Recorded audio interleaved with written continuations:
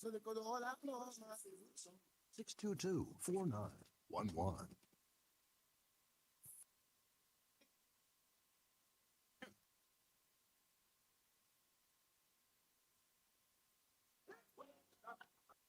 Answer the call.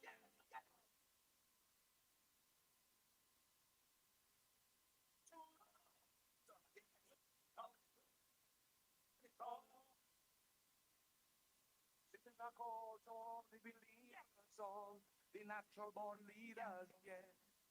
This call is for you.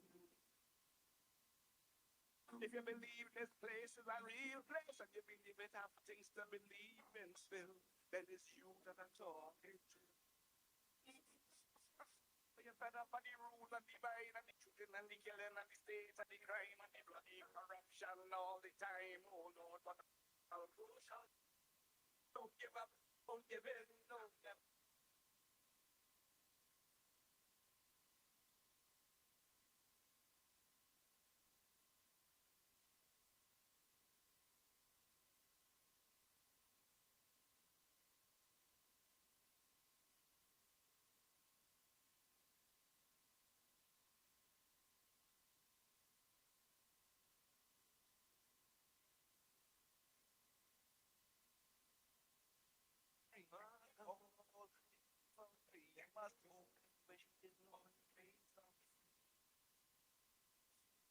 Instead he's sitting down just dreaming, big dreams, but they ain't doing nothing then how expect your dreams to come. Okay? I know you're gonna find the hate and the fight, the law and the bad and the bully and the fight. Too much frustration, too much pain. Now you're afraid to dream again. You're jamming and you can't get through and you feel this place has nothing for you. Don't give up, don't stop believing. Dreamers got to keep on dreaming. Answer the call. All the dreamers. Answer the call. Beautiful dreamers. Answer the call. All believers. Dreamers got to keep on dreaming. Answer the call. All the dreamers. Answer the call. Be a believer.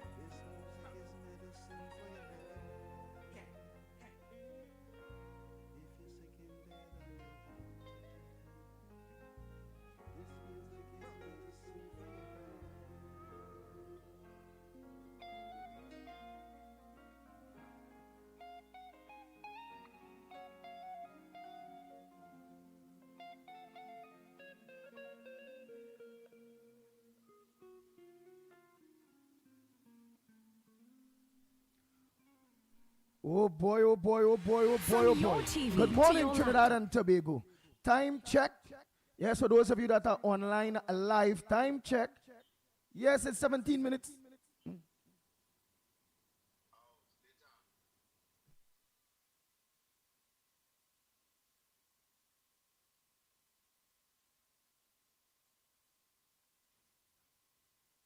Yes indeed. Yes indeed. Of course. Hey, Lennox Smith, a pleasant good morning to you. Good morning to you as well, my friend. Well, first and foremost, all the best for the new year 2026, 1 and 2. How was it in general? Before, of course, I must, as we normally would say, we will dance at home or a yard before we dance abroad. And not that our audience could be considered persons that are foreign, but certainly it is appropriate with good etiquette. So, how was yours? How was your holidays? A very extended one. I understand this year there'll be some eight protracted holidays, meaning that because it would have come on maybe the Friday, you have the Friday, Saturday, Sunday, and etc., etc., etc. So, but that being as it may, how was yours?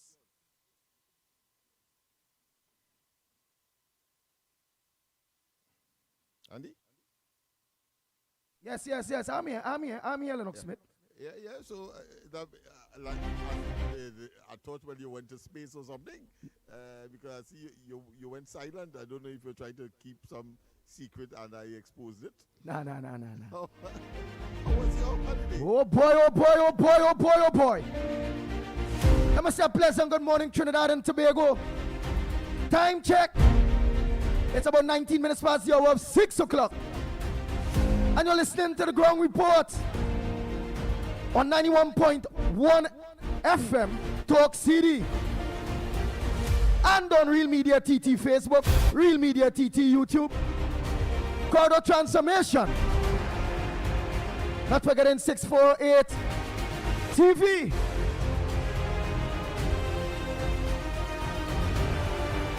From next week, Monday, please God, while we put things in place, you'll also be live on TV4. Bang, bang, bang, bang, bang, bang, bang, bang. The Ground Report with Mikey K.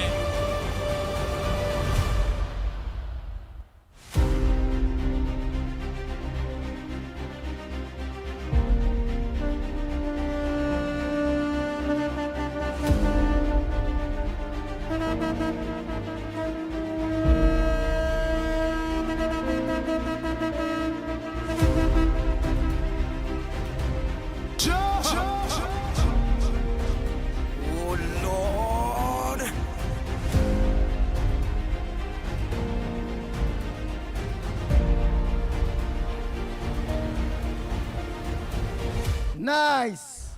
I must say a pleasant good morning to all maxi taxi drivers, PH drivers, bus drivers, truckers. A pleasant good morning to each and every one of you. It have been long. And as for those of you that are picking up on 91.1 Talk City, don't forget to spread the word. For those of you that are online, don't forget to let each and everyone know that cannot pick us up on the social media platforms or was not picking up on us on the social media platforms. Let them know they can be in the comfort of their vehicles now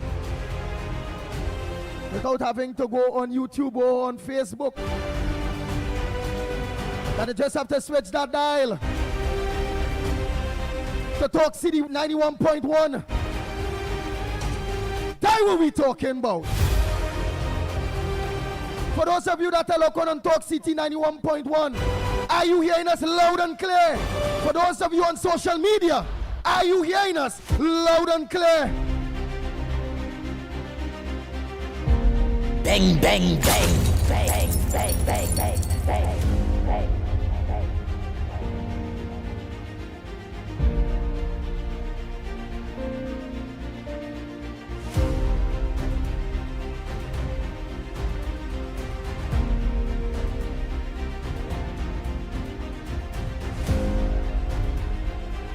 Nice, nice. Lennox Smith, what you have in the headliners for us? Let me say a pleasant good morning to Nigel Snipes. A pleasant good morning to you, director. You just give us the cue. When is the break? When is ad libs? Let me hear you, partner. I'm gonna make sure I hear you loud and clear.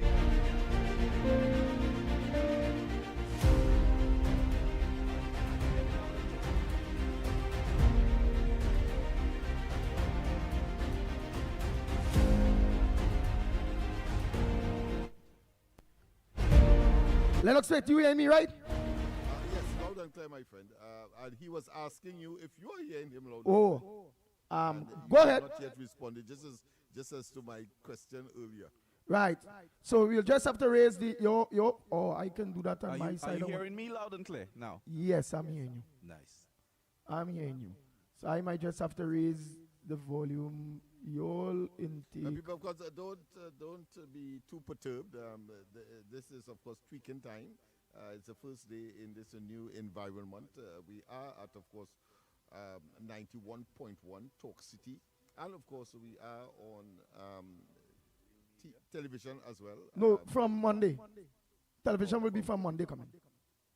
Next Monday? Yeah, Monday is it? coming. Okay, okay. Well, it is not preemptive at all. I think you better be forewarned rather than. So, of course, so take it as a forewarning that we will be on television as well from next Lennox Monday. audio is low. So I will have My to. audio? Yeah. So on that side, I'll have to raise your audio on. Okay, I'm turning him up. Yeah. All right, yeah. Better now? This talk is social media is who now tell me that. So say go ahead, you go ahead now. Let me hear. Yes, indeed. So I was just making the point that we now on television as well, but of course not today, next week, Monday. And this is a new environment, so therefore we are going to have some initial glitches, but we are going to iron them out as these ruffles come from time to time. But that is, of course, is expected with the technology that we have at our disposal.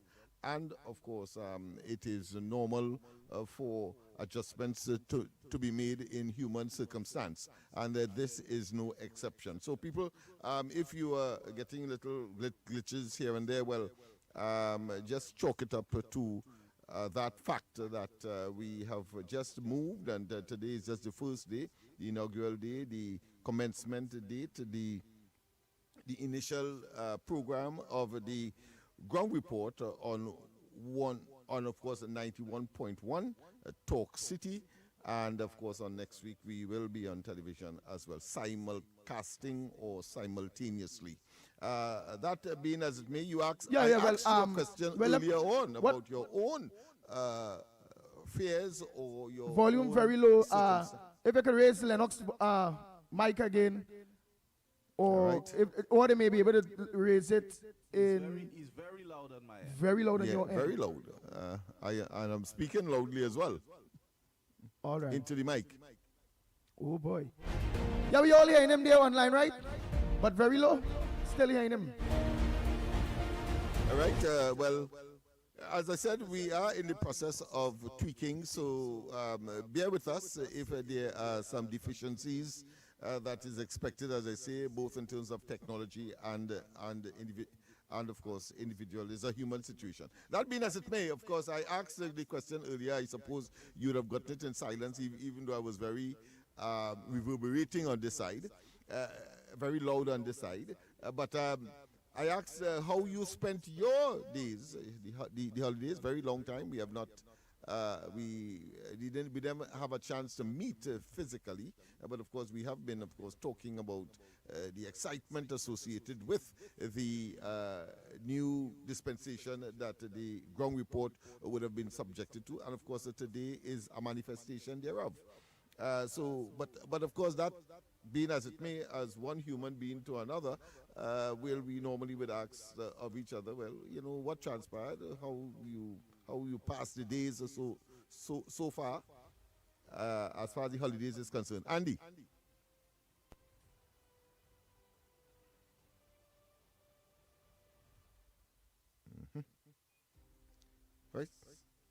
It appears that he probably didn't hear again. All right, that being as it may, I'm sure that you out there are listening well tuned in. Well, what are some of the headlines today? Well, of course, I think the one that is making the news, and don't vex with me, I'm a eternal, or should I say, fanatical patriot, and therefore, of course, all that what is happening, of course, geopolitically in the hemisphere, out of the hemisphere, and beyond. Well, of course, we on the ground report, and I speak when say that we are ultra patriot. I think the term is called jingoism, where you are ultimate patriot, and we believe that all what is happening should have some benefit, or what we can take away as far as benefits to Trinidad and Tobago. After all, we in this space, 1.5 million people, clearly would always want to make certain that we get the best for ourselves. And so the geopolitical circumstance, of course, you would have known that what on the 3rd, which would have been what, two days ago, well, of course, in the wee hours of the morning, the United States struck on Venezuela, and of course, the result of that is the capture, or some prefer to say, being very diplomatic, the arrest of Maduro and his wife.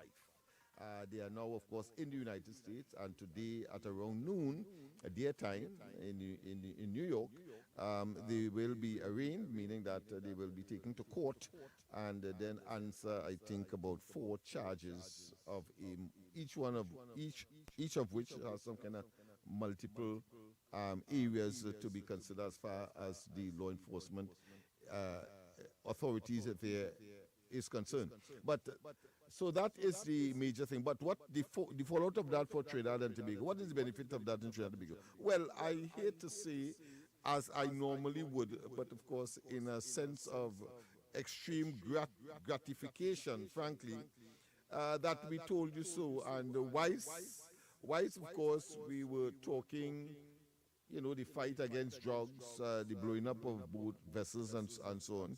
We did say on the ground report that it would be a waste of resources, let me put it that way, and time, if the Americans would have moved out of the region without making certain that Maduro no longer is at the helm of Venezuela's affairs, and for obvious reasons. And the reasons have been so obvious, where we express our deep concern that the persons who ought to have known better, meaning that leaders, former leaders, whether CARICOM or otherwise, could not have seen that and understand that Maduro is the genesis, the cause of the problems of the region or of the hemisphere as far as destabilization is concerned. And we said that in uncertain terms.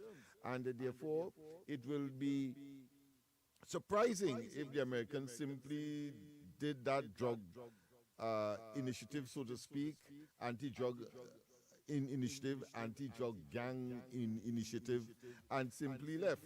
So we said that while, of course, it is not diplomatic for not even the leadership of Trinidad and Tobago, the Prime Minister of Trinidad and Tobago, the Honorable Kamala Prasad Bissessa, to go beyond what is being told or what is being said, the narrative that's being said coming out of Washington. We as individuals who have, of course, a common sense and a sense of understanding of what is at stake, it will be difficult for any one of us to comprehend that the United States will simply do that and leave the region.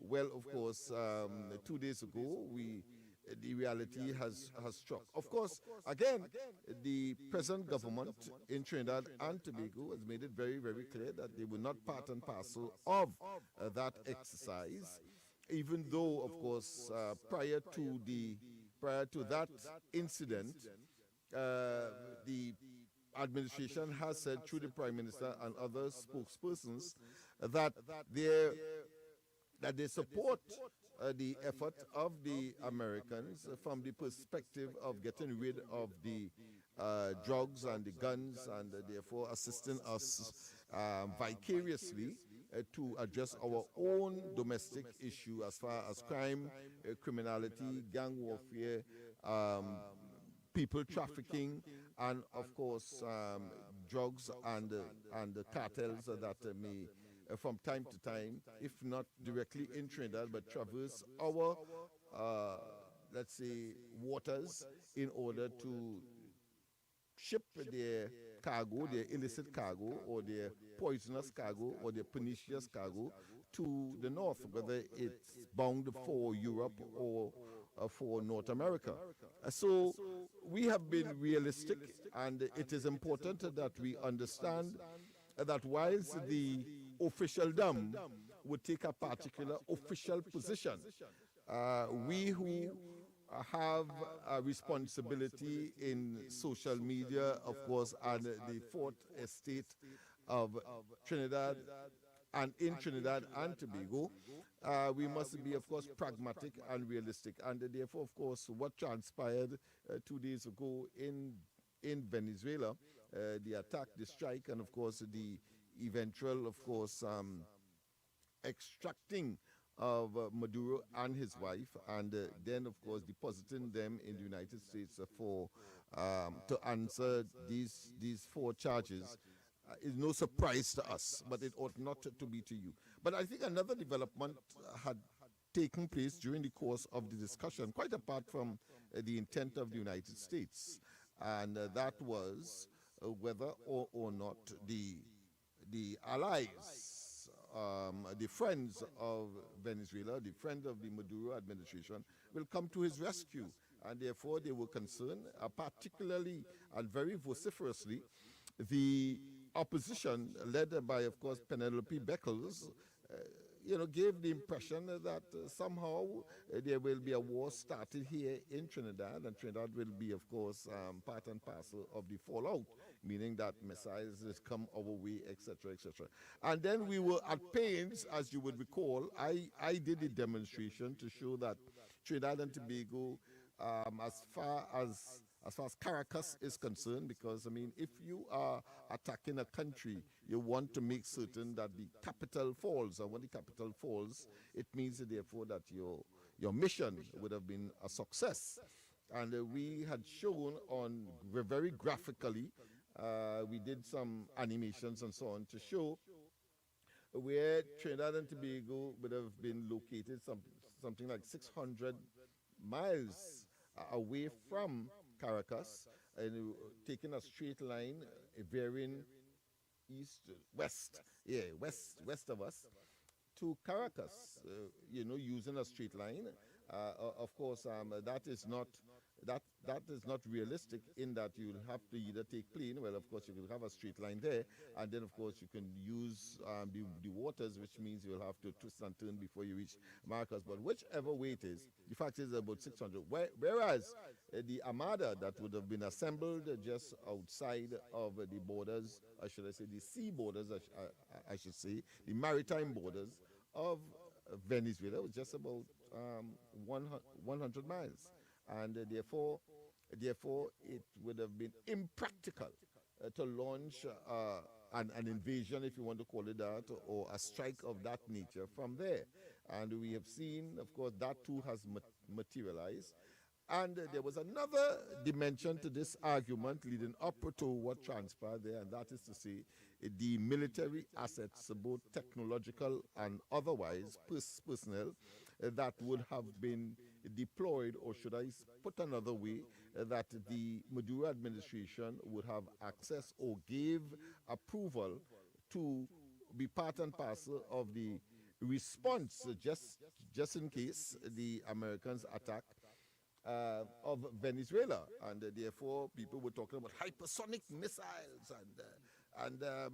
and they give some names that I myself cannot pronounce. I suppose that is because I'm not Russian. But that being as it may, all of those issues were brought to the fore as well.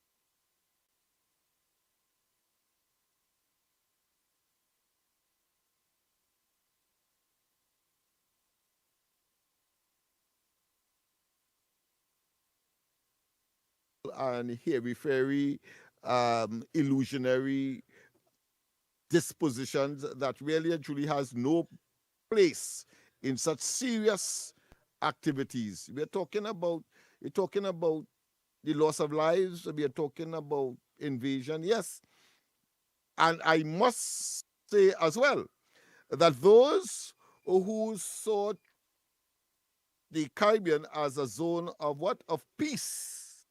I wonder if they are now rethinking their position. And they ought to, because we now have the Caribbean being a zone of peace, having regard to the fact, as we have said on this program, that it was Maduro who was the genesis, who was the author of all of the issues and the developments and the various activities, whether it be on the question of the deployment of military assets, or whether it be the destabilization of the region, all of that. We said in no uncertain terms it was Maduro. If he had at least lived up to the democratization or the reverting to democratization of Venezuela in terms of his commitment by way of promise to Biden, a previous administration and president, as far as free and fair and free from fear elections is concerned, and the non-persecution of his own people. And we said that from the perspective that what could you account, who could give any rational explanation as to satisfy themselves as to the legitimacy of Maduro and his cronies or his administration, when over 8 million of the citizens of Venezuela, a country that has something of about 27 million people, about 8 million left that country. What greater instability such a mass, sudden movement of people could cause to this part of the world? And I'm talking here about South America or Latin America, if one has to be more specific, and that of the Caribbean. How come leaders couldn't see that? And now that that incident has taken place, let's give you another prediction.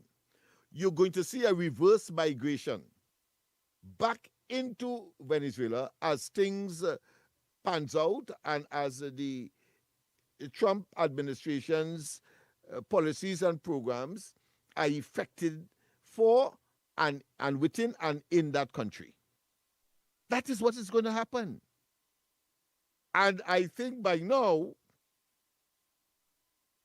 because we have an election that is to be executed on the 12th of this month, not too long from now, where that in Tobago, the presence of that radar, for example, created a stir, a political talking point that has now been muted. I see that persons who were very vociferous prior to the ultimate incident, which of course is the capture of and the depositing of Maduro and his wife in the United States. What are they saying now? You notice they have gone silent, looking to get, of course, some kind of political mileage from other diversionary issues, but attempting to make us believe that they never said what they said. The level of panic that they would have created among the population of Trinidad and Tobago at one point in time. That the elections campaign for those who oppose the Farley administration, or put more specifically, the TPP, the Tobago People's Party, is saying that is on that basis that they are campaigning to remove the radar. Well, I wonder what's going to happen now. Well, I had made a joke. It was intended to be a joke, but of course, you can glean from it the seriousness and the nature of the issue involved, and that is Fali and the TPP would win the elections with 17 seats, even though there is only 15. That's to tell you how the victory will be for them. Because all of the opposition forces, particularly, of course, that of the PNM, have failed in the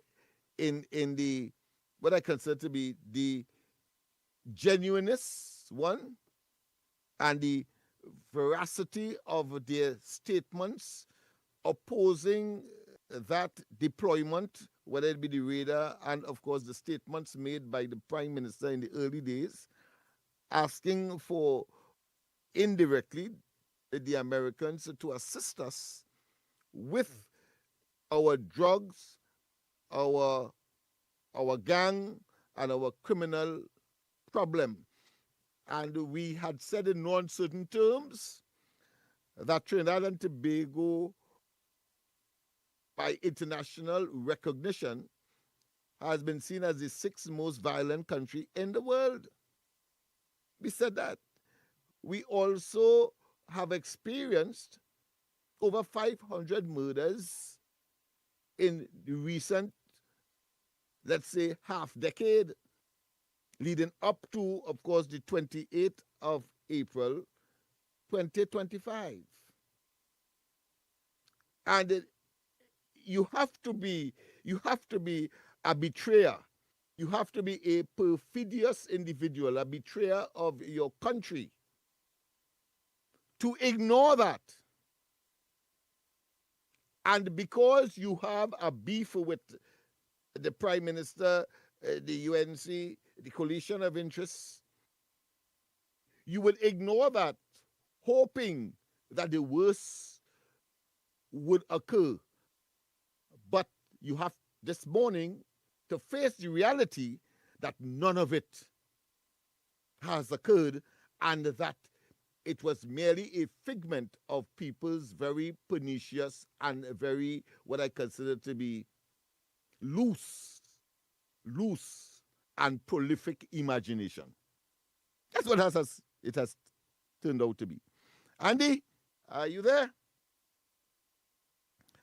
People, of course, we are getting a little going good, Lennox Smith. You technical going by the issue, time. as I said earlier. You go ahead by the And time, of Lennox course, Smith. that is par for the course. That is understandable. But of course, I am here, and I want to say at this point in time, all the best to all of the callers, all of the well-wishers, all of Trinidad and Tobago, all of the people in the Caribbean that are listening to us and at this point in time, and seeing me, of course, seeing us on social media. All the best for 2026. As far as Trinidad and Tobago is concerned, I think we are in a very, very optimistic place, having regard to what has happened in the latter moments of 2025. And of course, in the early days of 2026 days. So we have to understand now that there are people, probably, if we want to use a biblical reference, babes and sucklings, in other words, little children may be more acute in terms of their understanding and vision. And of course, wisely you would see children as incapable of those kinds of far-reaching, visionary concepts, ideas, utterances. The fact of the matter is that if you are to parallel what the ground report has been saying, you can say that yes, we may appear to be insignificant, but the reality is that Trinidad and Tobago is now a better place and moving forward simply because we predicted all of this. As far as those who were anti, those who were on the bandwagon of the zone of peace, I noticed that now that the Caribbean is now a zone of peace in real terms, they have gone definitely silent. It's an oxymoron, but I think it is very appropriate for the discussion as we move forward. So, what we said that Trinidad and Tobago will be in a better place if Maduro would have gone. And if, of course, the opposition in Venezuela, even though they have should I say, fragments of the Maduro administration have been made to remain in place. But whichever way, the fact is that Trinidad and Tobago is in a good place because the government of Trinidad and Tobago supported the right principles. They took action that was in the best interest of Trinidad and Tobago. Whilst, of course, there were those who, for mischief reasons, maybe as some persons would have said, that a person who is doing wrong and believe they're doing right is extremely dangerous. And therefore, we had quite a lot of persons who were talking wrong talk, who were giving bad advice, possibly genuine, believing what they were talking was in fact so.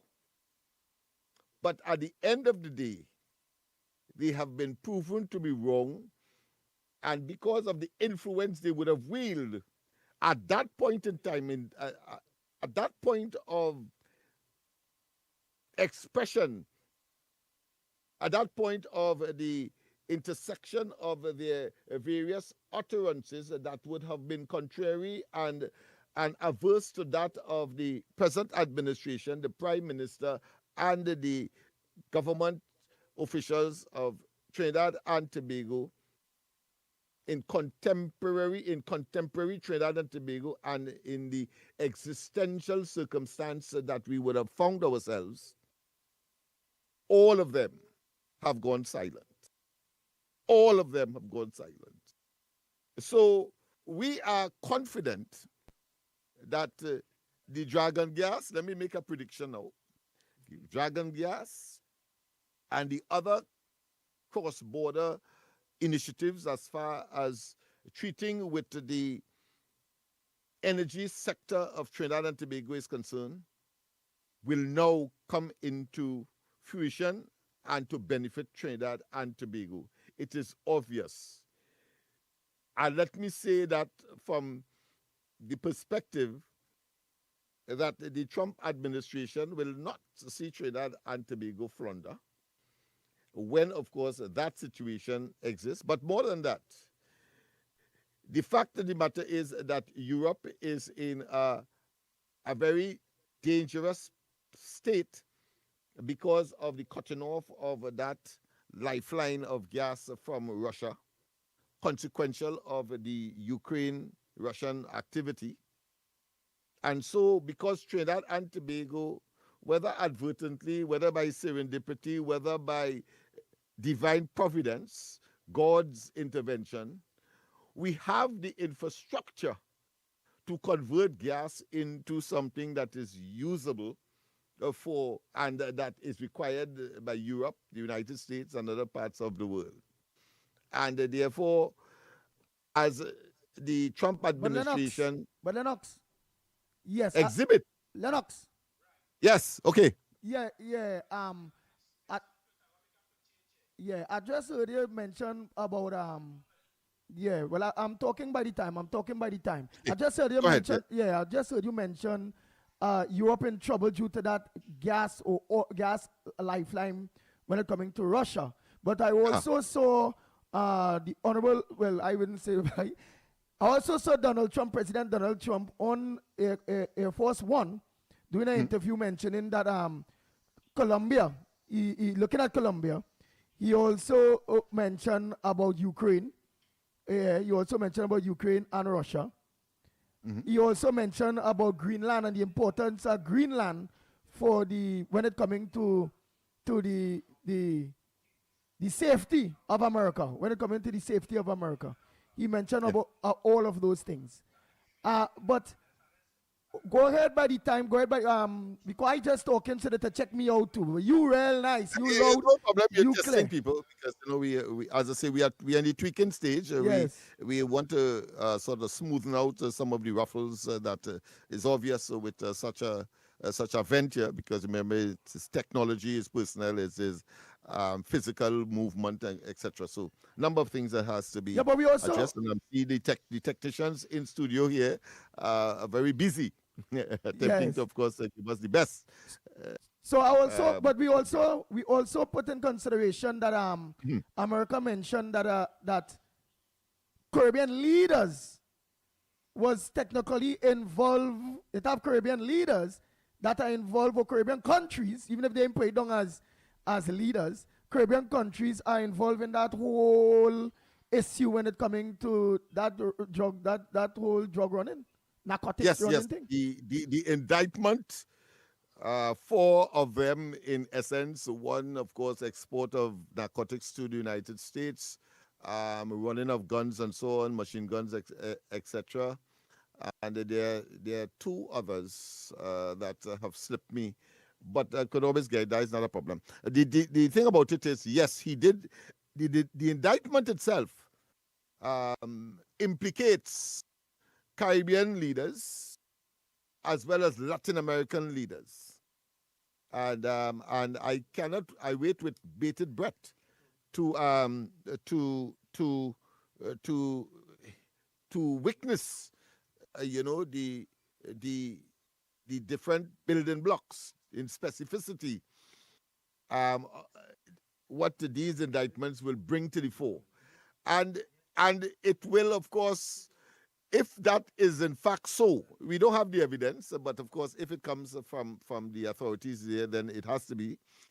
But we cannot be let's say, prejudgmental or judgmental. But I want to say this, that if it is so, it means that we will understand why some of the Caribbean leaders have been bellowing and asking unrealistically for the Caribbean to remain a zone of peace, and never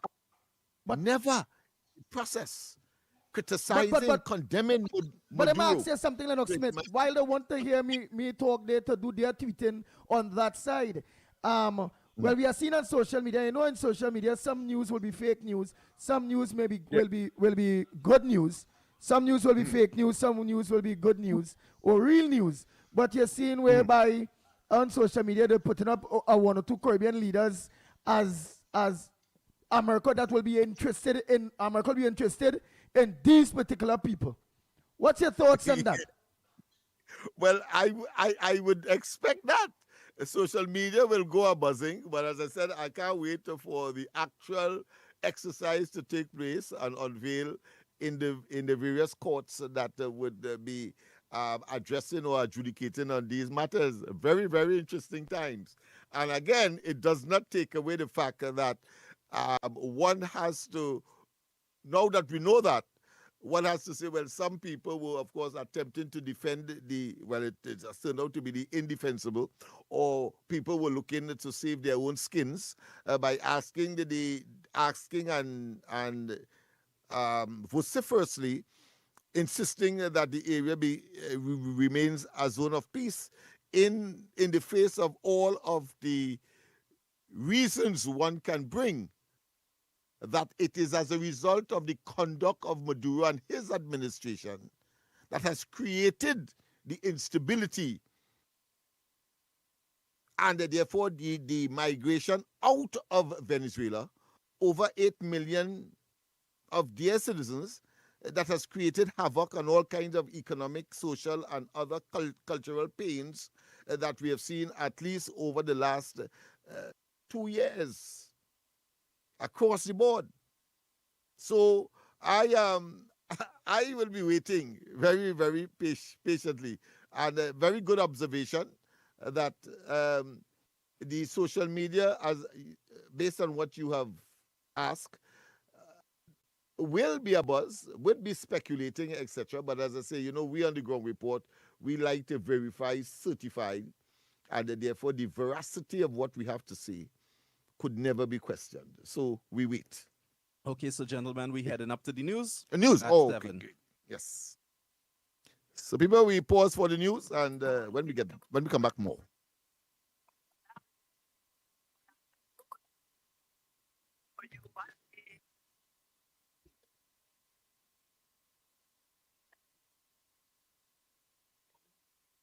Get ready to immerse yourself in the vibrant rhythms and the joyous spirit of sweet calypso.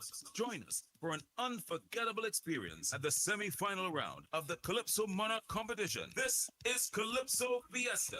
40 Calypso stars will compete on the Skinner Park stage. Calypso Unleashed, boundless harmonies. Mark your calendars. Saturday, February 7th, 2026. Join us at Skinner Park in San Fernando for an afternoon of pure Calypso magic. Showtime 2 p.m. Tickets available on islandetickets.com or call us at 623-9660. Don't miss out on a chance to experience the rhythm and joy of the Caribbean in 2026. Calypso Unleashed, boundless harmony. This is Calypso Fiesta. This is TDT News on the TDT Limited Media Network on Talk City 91.1 FM.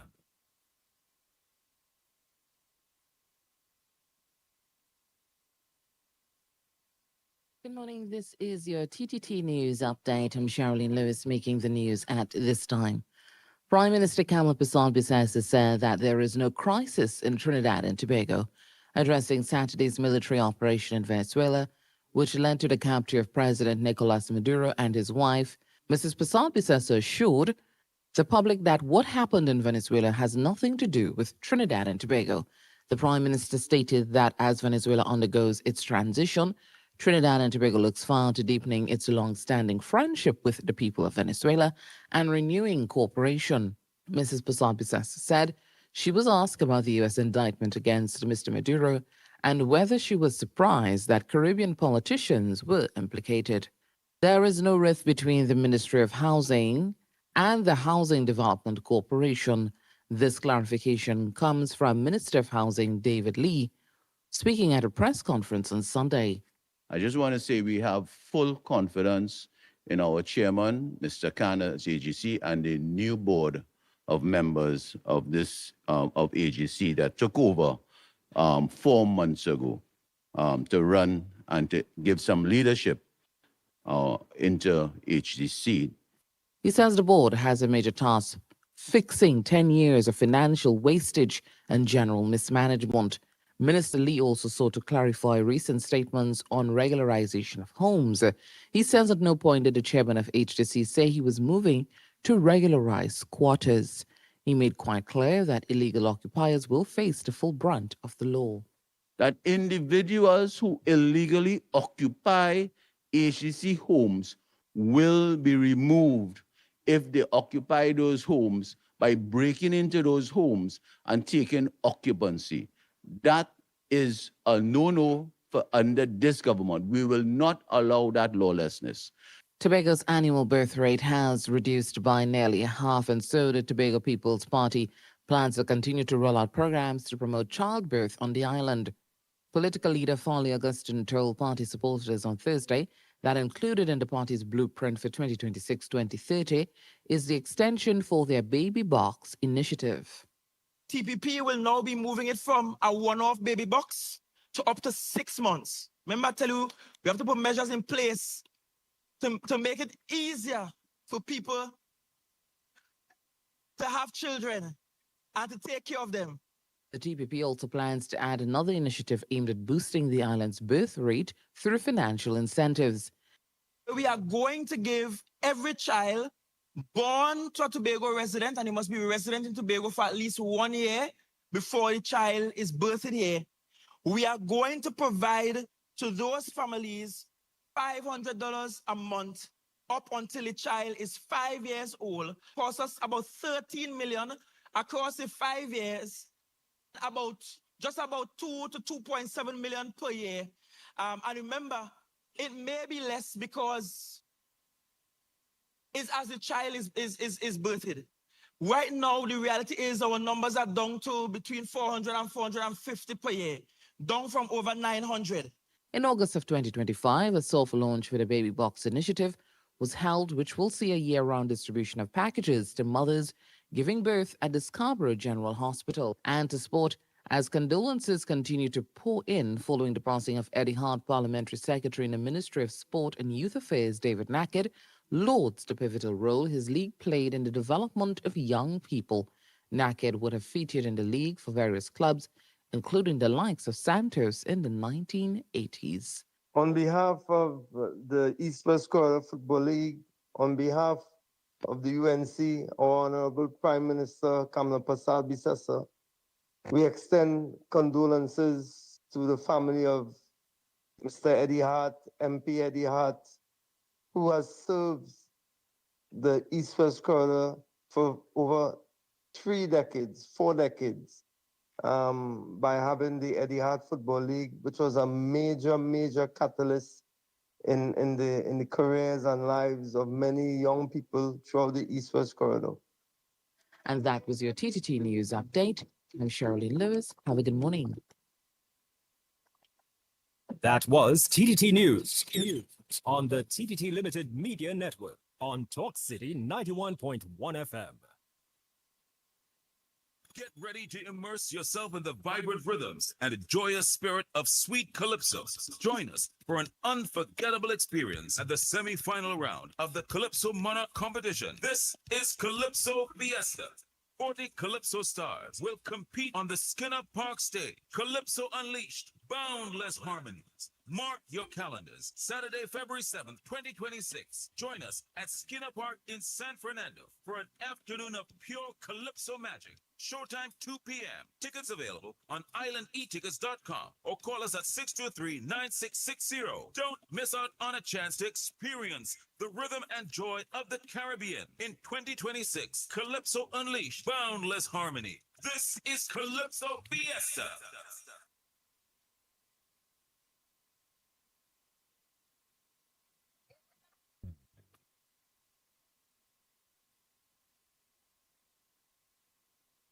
Just some information for the people in the outside public servants. This Christmas, your back pay can do more for you at PCU. Make the smart move and secure up to 4% on fixed deposits with Police Credit Union. Our fixed deposits start as low as $2,500 for a short time as 3 months. Now is the perfect time, and this is the perfect gift to give yourself. It's the opportune time to invest in growth and build real financial peace of mind. Don't miss this opportunity. This is a limited time offer. Your future is safe with us. Visit any of our locations and get started today. Police Credit Union. Your future is safe with us. Back over to the ground report. And of course, goodly gentleman, Mr. Lennox Smith. Yes, indeed. Yes, indeed. Of course. So welcome back. Welcome back. And once again, of course, I cannot, it would be remiss of me, in fact, if I don't regurgitate the fact that all the best to all of you out there. I hope that you had an incident-free holiday. I wanted to see that in my case, of course, I had a very traumatic one at the turn of the new year, because on New Year's Day, a member of the executive of my party, Love, is considered to be the first statistic as far as murder is concerned. Yes, at the corner of George and Prince Streets, and I mean that threw us into, a tailspin. Is something I wouldn't want my worst enemy to experience, because we were frolicking and we were planning. Of course, he was supposed to be the, we fondly call him Fish, but Renwick Taylor, and I doesn't even want to. Sometimes I'm at a loss for words, just recalling that situation, but it has to be, because the message is that you don't treat with people, in such a crude and and devious way for one reason or for any reason at all, by of course snuffing out somebody's life simply because you want to maybe gain an advantage for whatever reason, and that is what transpired there. Very tragic. We will be making some statements on the corridor transformation tonight. We'll have a feature on that, etc. But go ahead, Andy. I see that you want to make you hear me loud and clear, right? Loud and clear. Loud and clear. Very good. What about this? You're hearing this loud and clear too, right? Play it. You're playing something? No, I'm not hearing anything. You're not hearing anything there in this one. All right. Online will hear it. I'm hearing your voice. Beautiful, very, very crisp and solid indeed. You're singing like the pit bull. All right. Ready to So are you hearing? Are you hearing this? Yes, Noel. Bang, bang, bang, bang. Yeah, the bang, bang, bang. Yes, bang, bang, bang. Oh, so you're hearing the bang, bang, bang. So you ain't hearing the background. You ain't hearing the background.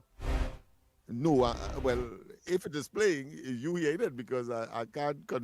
I could confirm that I'm not hearing anything. Right, I'm hearing Ja, and of course it reverberates. Ja, it's echoing. All right. So as was taped, I suppose. What about now? People don't. What about now? What about now?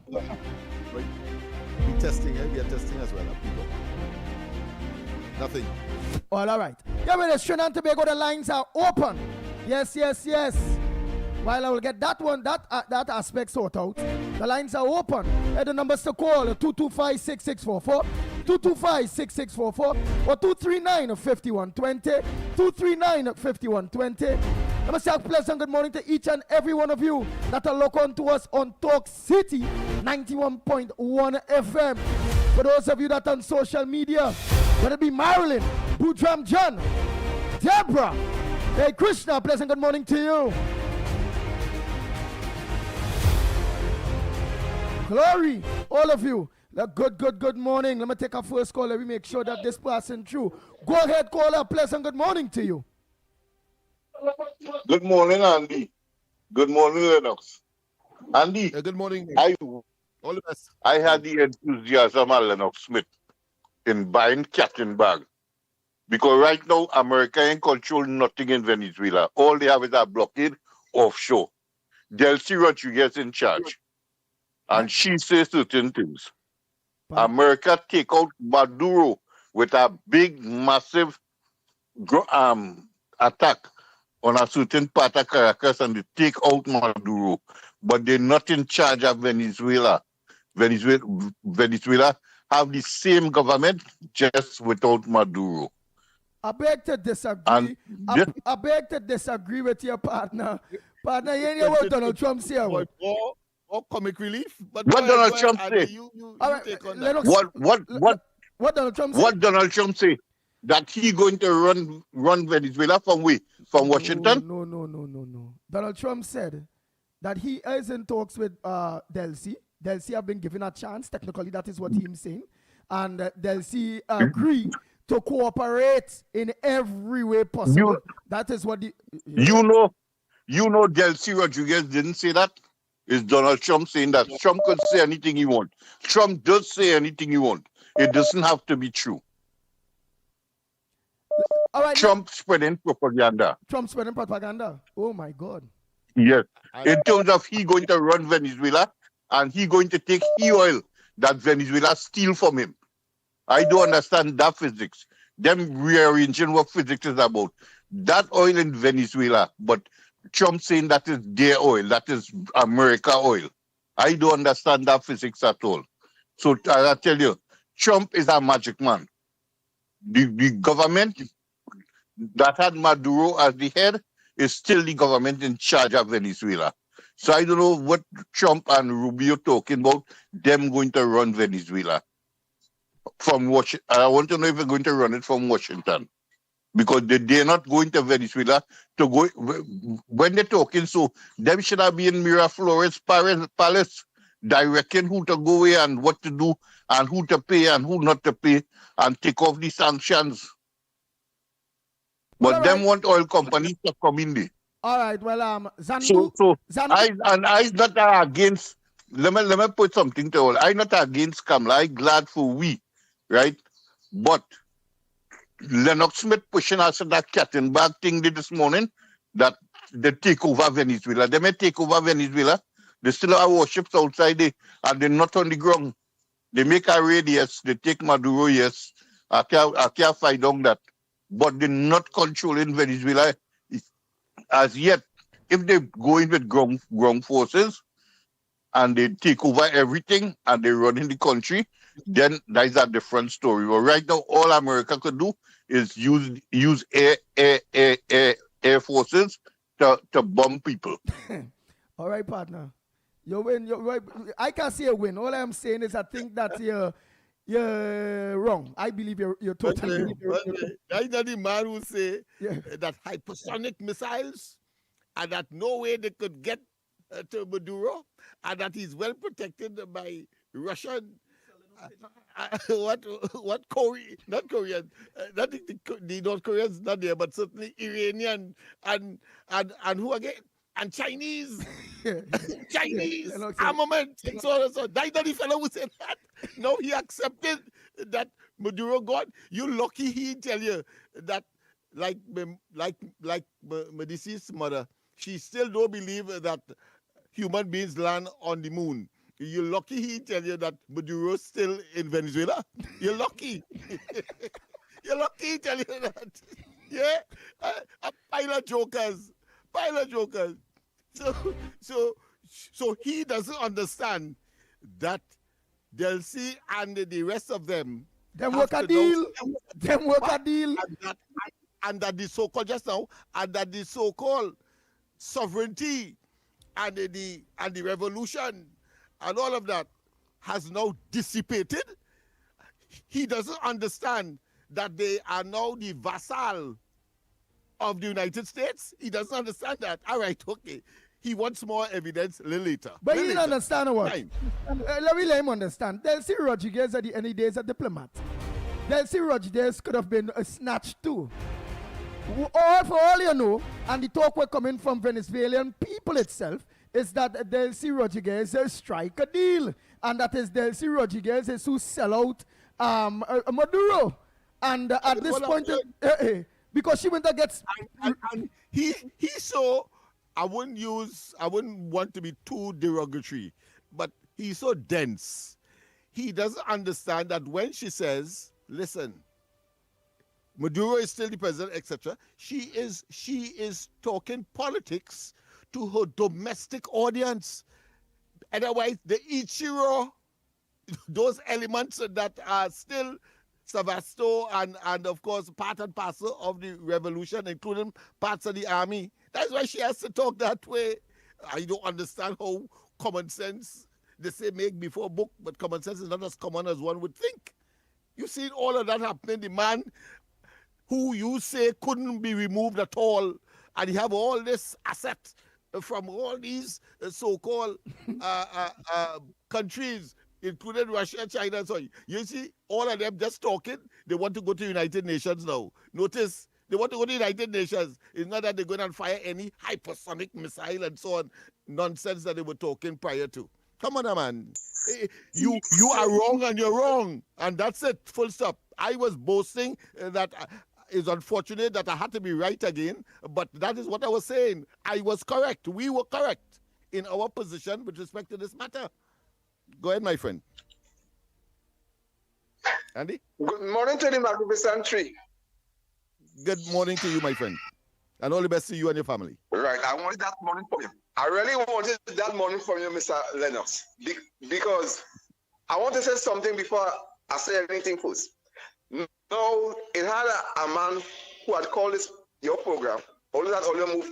Anyway, congratulations to that. Say that it's very disappointed in you, right? You can remember that, right? Yes. What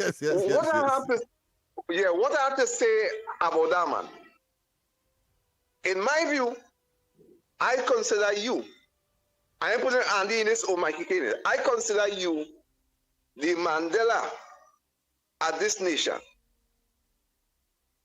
I consider you as the German man who make the antibiotic for people. I consider you as the man who made the first engine, Mr. Ford. Why I'm saying that?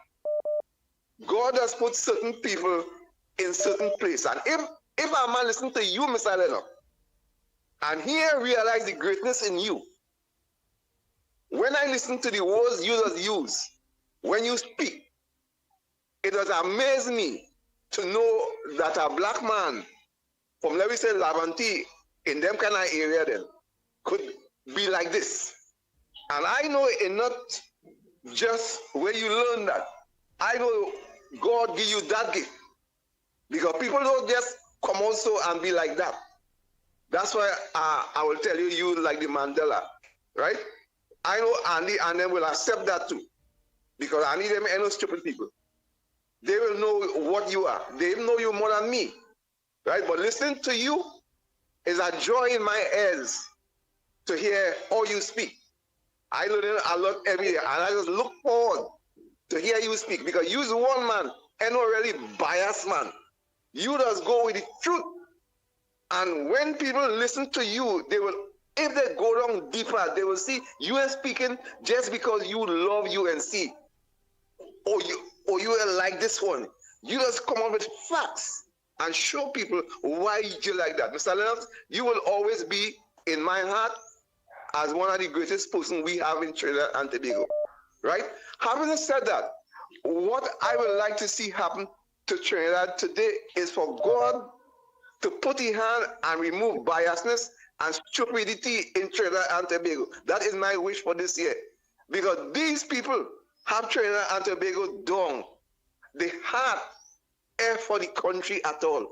The heart is just only for politics with the PNM, and is that what they're on? And they're not looking to see how this country to go forward at all, at all. I don't know what kind of people we have here. Maybe dice creation, boy.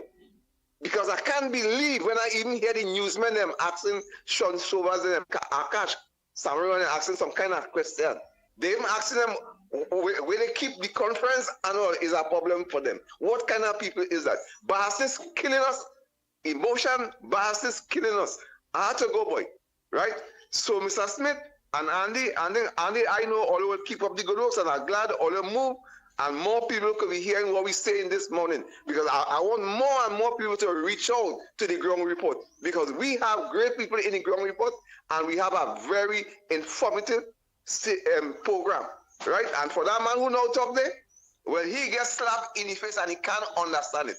He is a total, I wouldn't say F, but that's what he is. Thank you, sir.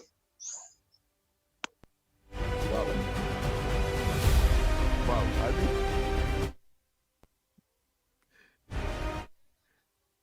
Yes, indeed. Just in case, of course, Andy may have, Smith, you know, you're hearing that background there? Let me hear if you're hearing it again. Go ahead.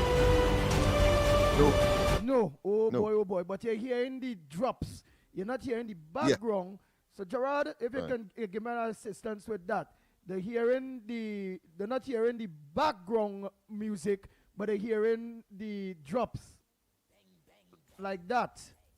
Bang, bang, bang, bang, bang, and so on. Yeah, they're hearing all of that. Okay, but no background. Yeah. Okay, go ahead. Next caller. Pleasant good morning to you. And emotional music that we normally that will accompany us as we set up people for the venom of truth. You know, Lennox, Andy, I know hope you're good, and your listeners. You hear me? Yes, loud and clear, yes, Linda Mark. Tobago, go ahead, Tobago. Right. Very nice, very nice. You know, I have to say it's going to be quite some interesting days, looking at the way this indictment is going to go on, especially for the 5 persons that have been captured for this indictment. But I want to say this message because I'm hearing some what seems to be backlash coming from the opposition. And I'm also hearing members of the media hinting at sentiment. Lennox, I think we have to do a little constitution education program, you know, because I cannot understand.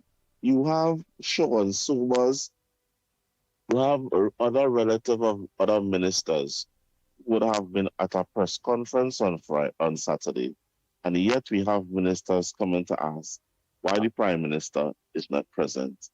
And I'm wondering, are our journalists in our country also guided by the Constitution to understand that the Parliament is made up of ministers, senators, independent senators? Or is it that everybody just pounding one woman to put pressure on the woman? Sometimes I listen to a media and I'm really wondering if these people really have a bachelor's, a master's in mass communications, or people just doing our work any way they want to do the work. You know?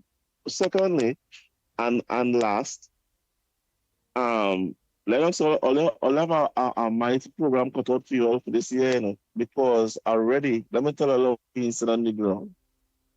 Not only the saying Kamala Prasad is not being blamed for assisting the regime, but do you know it is already being said by certain persons in the People's National Movement that now that there is a move to change over the leaders in the CARICOM, that they have already started accusing the Prime Minister of sending members to smaller Caribbean states to influence them to say yellow is the code. I'm telling you all, we are going into some seriously interesting days. Yeah? Oh boy, all right. Yeah. All right. I realize that too, Lyndon Mark. I realize that too, Lyndon Mark. Yeah, so I'm just Yeah, but wondering the what is narrative. wrong with that? Because I have my party, and if I so choose, I can go to other islands and, of course, associate myself with small parties like mine who may not have a ghost of a chance of winning an election, but we have a similar ideological position, and therefore we fraternize and we speak and we talk about, of Right. course, developmental issues with respect to each one of the various islands, one to their own, and nothing is wrong with that.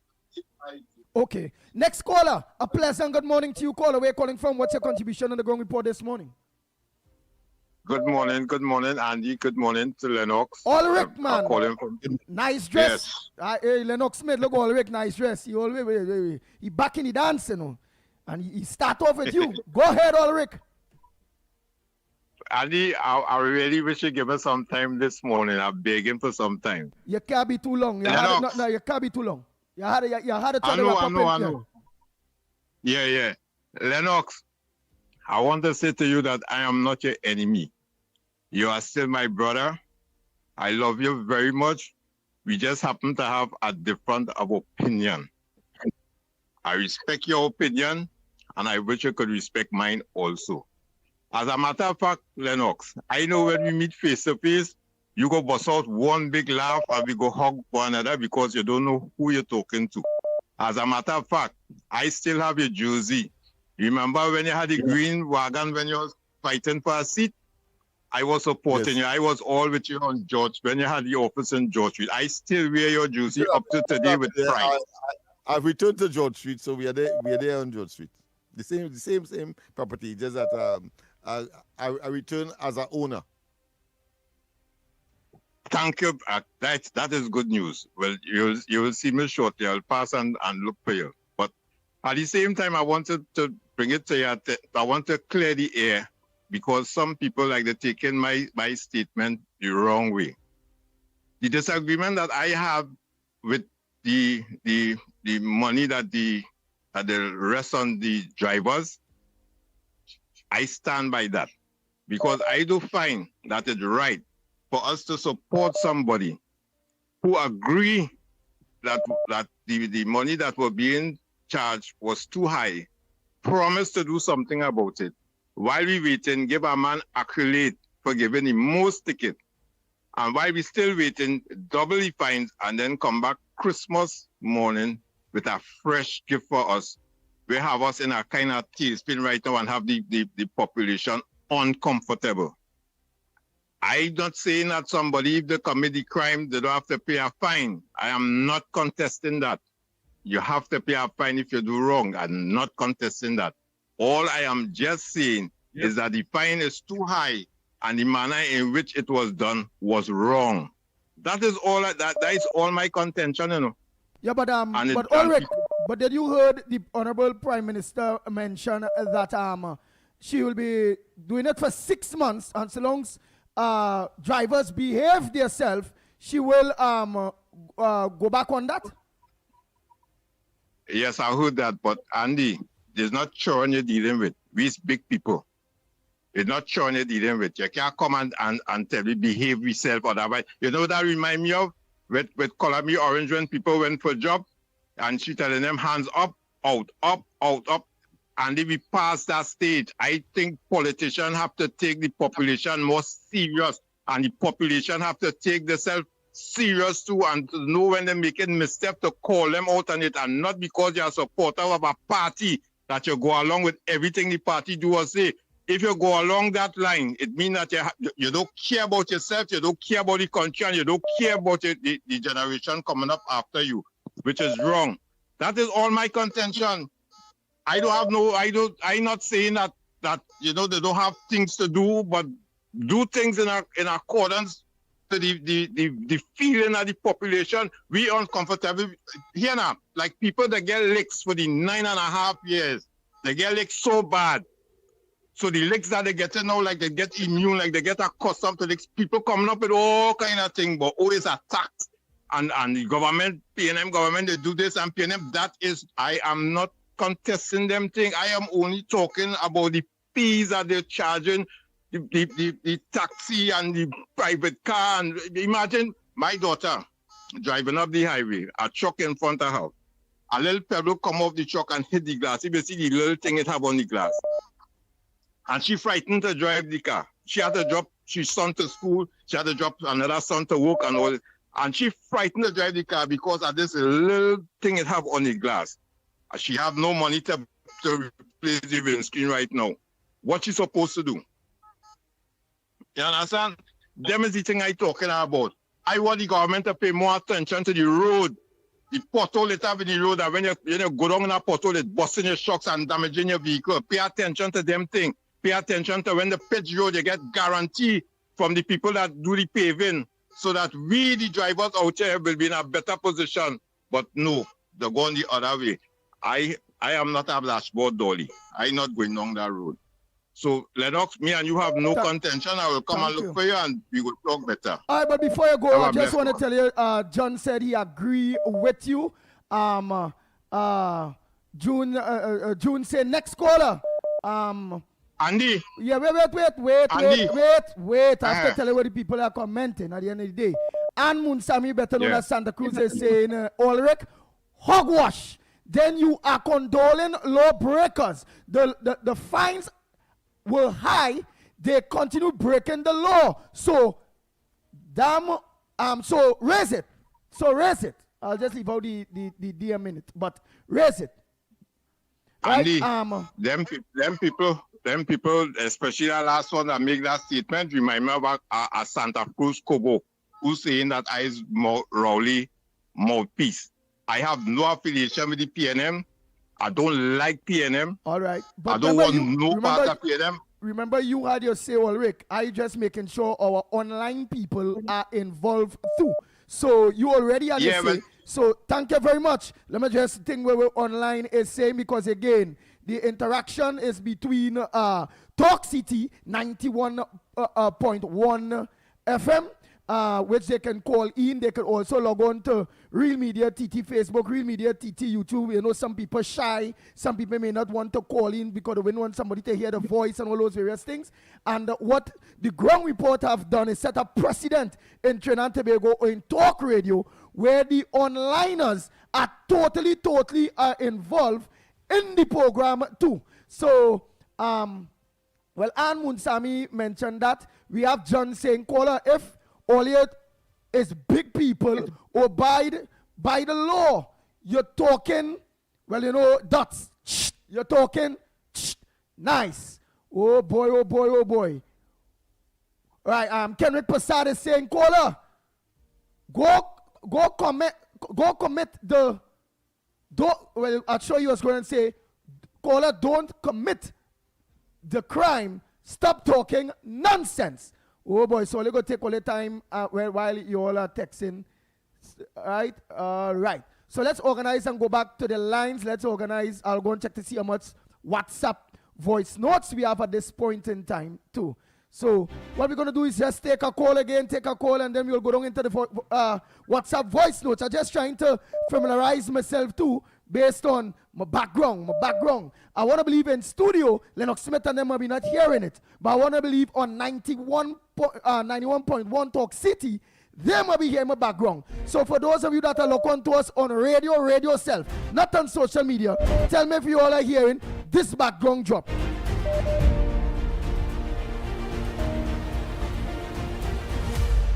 Bang, bang, bang, bang, bang, bang, bang, bang.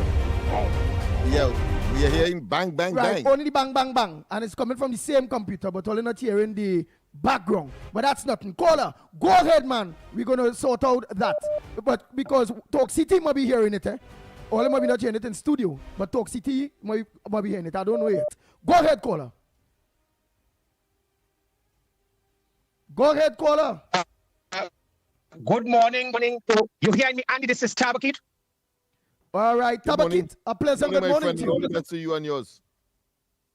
All right, and happy change of calendar. Can I continue with my contribution? Yes. Did you try to look onto us on Talk City? On Talk City or social media? Look onto us on. Well, I am on social media because I am out of my house, so I am using social media. No problem. Yeah. But anybody that look onto us on Talk City, could you please let me know if you all are here in the background? But Tabakit, you go ahead with your contributions, my brother. Okay, first of all, let me say a happy change of calendar. And let me say congratulations to Andy, to Lennox, the Englishman, and my brother Michael Kerr, and to our dear sister Santa Cruz for her position there. And it's time to move on. Now, Andy, I will consider myself to be a social media watchdog to certain activists as they misstep. And from Saturday, social media, and from Saturday till last night, I want to caution bloggers, influencers, and content creators, those who would have supported the party to come into your place to sanction, or it's not your place to discipline the government.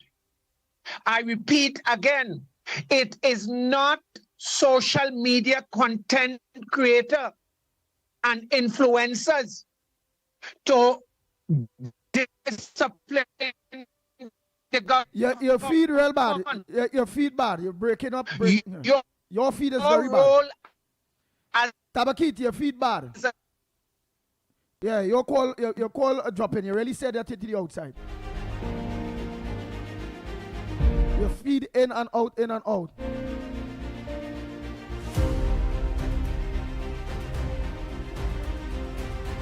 Oh.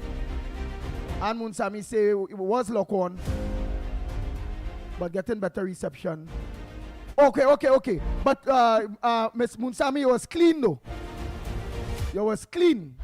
When you look on, you was saying not clean, but just remember you up in the north there. Talk City, you wasn't getting Talk City clear. The reception of Talk City not clear up there. Which that will be worked on. For those of you in various parts of Trinidad and Tobago that are not getting Talk City 91.1 FM clear, as in reception clear, you're gonna get that soon.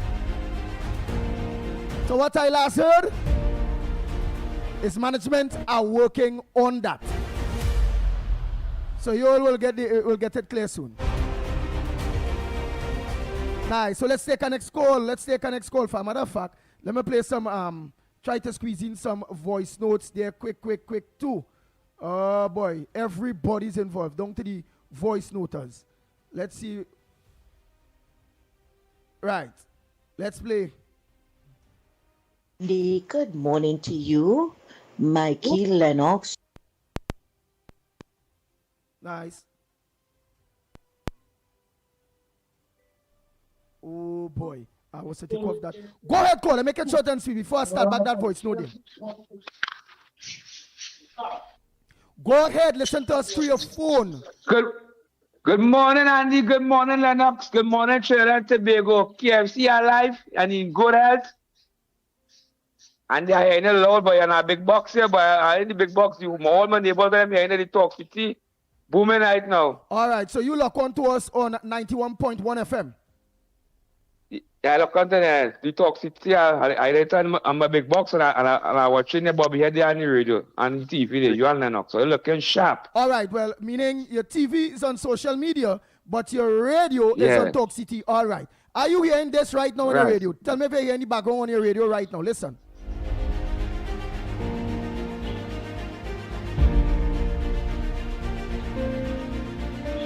Nah. Bang, bang, bang, bang, bang, bang, bang, bang, bang. All you hear is bang, bang, yeah, bang. I know hearing bang, bang, bang, bang, bang. It come in and out, but all I get in there. All right. But when it comes to be talking, you only hear us loud and clear. Yeah.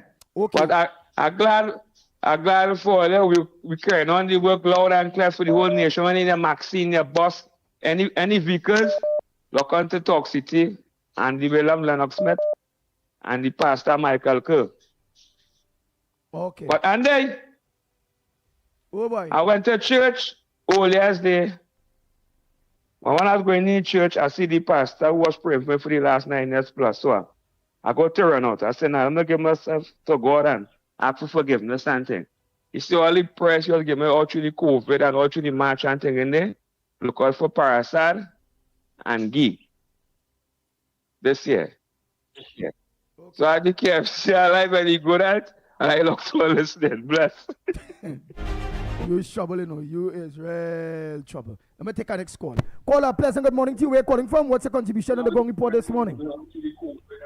Good morning. I'm calling from Grandy and Sandy Grandy, a pleasant good morning to you. Go ahead. What's your contribution on the Gong Report this morning? Your front burner. Morning is it's love to everyone in the Gong Report. Lennox Smith, Andy Williams, Michael K. You know, especially at this time, I saw something on the TV during the holidays where Lennox Smith, one of his friends, was gunned down in town, and I want to send my, I want to send condolence to him and what they had experienced, because losing a life is so valuable. And our country is going good because we have the UNC running it, and they have the only say in our country going right. They said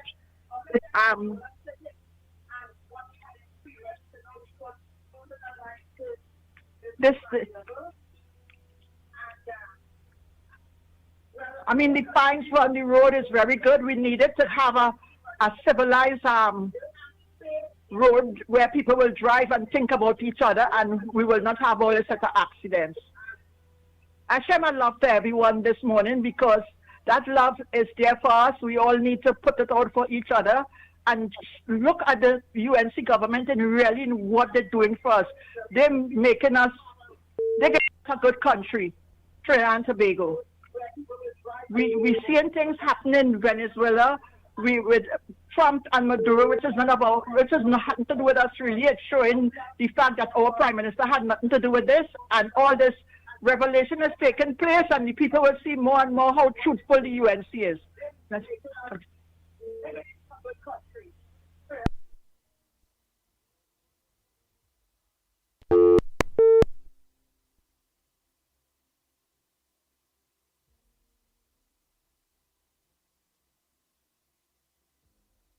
Lennox Smith, you go ahead.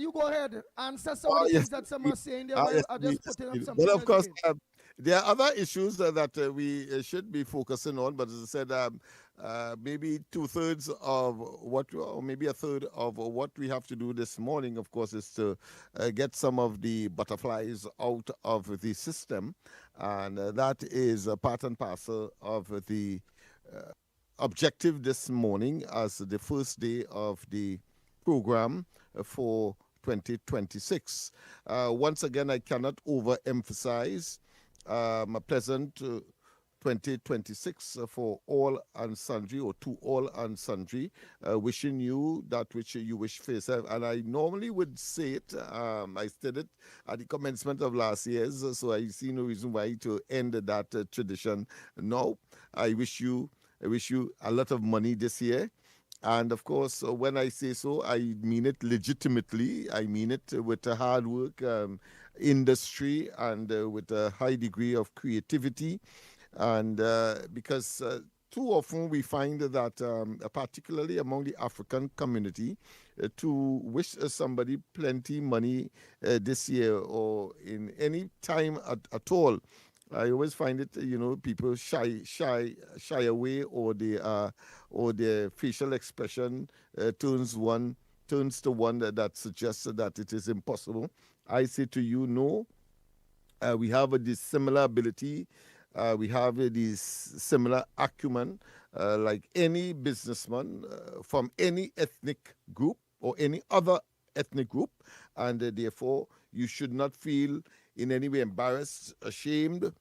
Once, of course, you are pursuing that course of action which is legitimate, and of course the state, the government, the population, the country encourages that. And why? Because if you are a small businessman, and it has been established from time immemorial that 60% of the employed are usually employed with small businesses.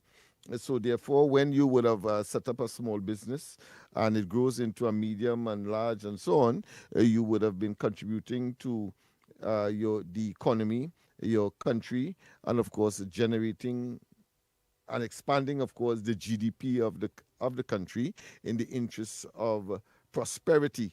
And of course, being able to pay our respective bills, whether at the level of the family, level of the community, or level of the country. So I have no apology to make with respect, of course, to wishing people and that you make plenty money this year.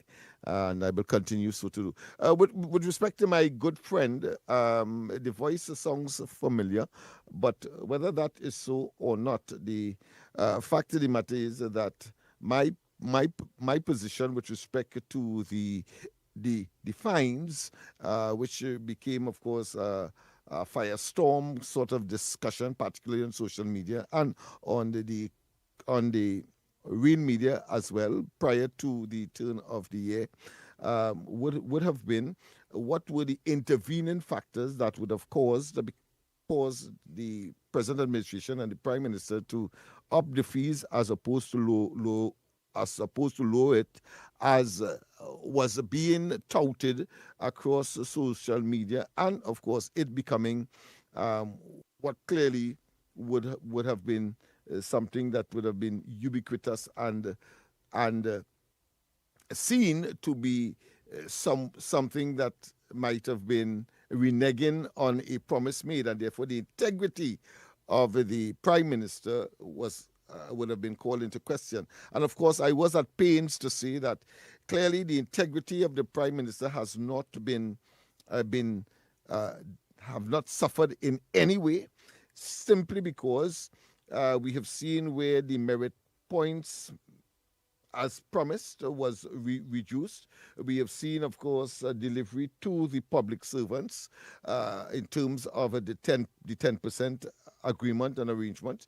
We have seen, of course, property tax being withdrawn, and so many other issues relating to that. So this one issue, and that is why I reference the term in psychology, it is called framing, where you one exception 1 minute, Lennox and make Smith. it Hold 1 minute. that is in this particular case a political narrative, and that is why I concluded that it was, of course, Hold 1 minute, E&M Lennox. proper. Go ahead, caller. exercise. My friend, Yeah. sorry about that. Good morning, Andy Williams. God bless you. God bless all you for the new year. Because this is Granny. I called to remind you to meet Dr. Tim Gopi Singh. My grandson is one of the doctor finished internship and working with a whole group of them who finished internship to call them. And this is going in 9 months plus when the PNM day, highly qualified doctors, they have big trophy and they get calling yet the oil loan. I like the government, I'm a UNC, that is my government, but I don't know what Tim Gopi Singh is doing. These children owing student loan, they owing other loan, and they would like to get their work. Kamala said, the Prime Minister, education is the key to come out of poverty. These children is not rich children. How will they come out of poverty and they take the education from 3 years till they finish medicine, finish internship? I would like you to do that for me. I'm not hearing the callers. I'm not hearing the callers. I would like you to do that for me. Nothing Please. different to how it was in the previous dispensation when I was on George Street and you were where you are. So there may be something at your end. Right. So what I want to say is that, and I want to say God bless all you. God bless all you for the new year. I am a UNC. I would like to get these children to get help. Because my grandson is a doctor in it. Right? I would like you to call me back and say you would meet him, Gopi Singh. Right. So I am waiting on your call. I will always remind you. You know? Now, they don't have to beg because they have their education and they hard working. They have very good characters and a whole batch of them. 3/4 of them is UNC. What keeping back Tim Gopi Singh? Because I'm working this month. And if I do not let Tim Gopi Singh do something, I am a UNC. The UNC is my government. I will be in front of all the hotel with placard. I is the old woman granny, and the leader went to visit when he was commissioner. We get scratch bomb ban, and firecracker was under control. He said in Savannah, we went to get cruelty to animal. Visit didn't finish it yet. And now I cannot move to finish what I had to do for the country. So I would like you to help. Thank you very much.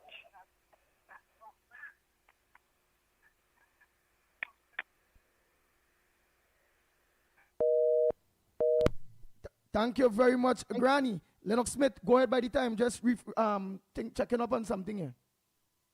Yeah, but I want to tell you that we have not been able to hear the callers and their contributions.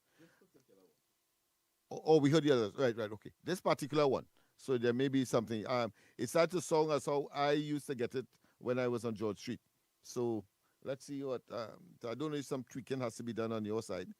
But that being as it may. The point I was making earlier with respect, of course, to the caller who said that, of course, we are friends. Well, I want to tell him I, too, have no animosity. I have no bad blood in my being. So I want to say, and of course, I always take things in the spirit in which one should take it, and that is to say that while, of course, we may disagree with each other, I will defend the right for you to speak because this is a democracy, and our effort is to, of course, democratize the process where people feel free to speak, of course, within certain parameters. For example, you can't use the obscene language, can't be so annoyed that you're using obscene language and so on. But outside of that, once, of course, it is within palatable and permissible vocal or should I say word limits, then of course we could interact, and we may disagree with each other. Whether you call me a hush puppy or something on some dashboard, but that is from as far as I'm concerned, water on dock back. It doesn't add value to anything by of course going personal. But if that's the choice, I have no difficulty because I think I have the capacity to reciprocate. So once, of course, the other side accepts that, because they would have initiated the name calling kind of. But that being as it may, the point I am making is that, and I did that last time, and I think it is worth, of course, regurgitating now that this caller has brought up the issue, and that is, there might have been, I talked about the integrity of the Prime Minister still being intact based on all of the things before, and of course the psychological condition called framing, where of course you take an exception and make it the rule. But we also analyze the situation and recognize that if the Prime Minister increase rather than decrease, then there must have been some intervening factor or factors that would have created that position, having regard to her normal behavior. And we had isolated what caused that, and that is to say, the behavior of motorists on the roads. And therefore, that would have been part and parcel of the narrative, of the rationale for the increase, because you want to save lives. People are not obeying the road code, and they are being, of course, extremely callous and flagrantly would, of course, breach the highway code. So in order to get their attention, you increase to a point which is almost prohibitive. And of course, keeping in mind that it is what? It is not a tax, as the opposition would like us to believe, but it is a fine, meaning that if you do not commit the act, and of course within the contract, or should I say within the sight of the enforcers, whether it be licensing officers or police, etc., well, of course, you will be found on the other side of the coin, meaning that you will be issued such a fine. So it is and therefore it's behavioral change. And something recently happened that confirms not only has the integrity of the Prime Minister remained intact, but it also verifies, certifies, endorses that it was about behavioral change that would have engendered the reason for the increase in fines. And of course, what is that recent statement? That after 6 months, if behavioral change remain consistent in terms of responsibility by the motoring public or those persons who utilize the road as motorists, etc., then it will be considered and reduced.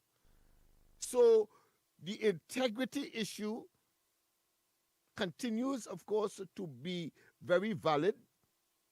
The whole question of the rationale for it, behavioral change, continues to be consistent and as permanent as the Northern Star.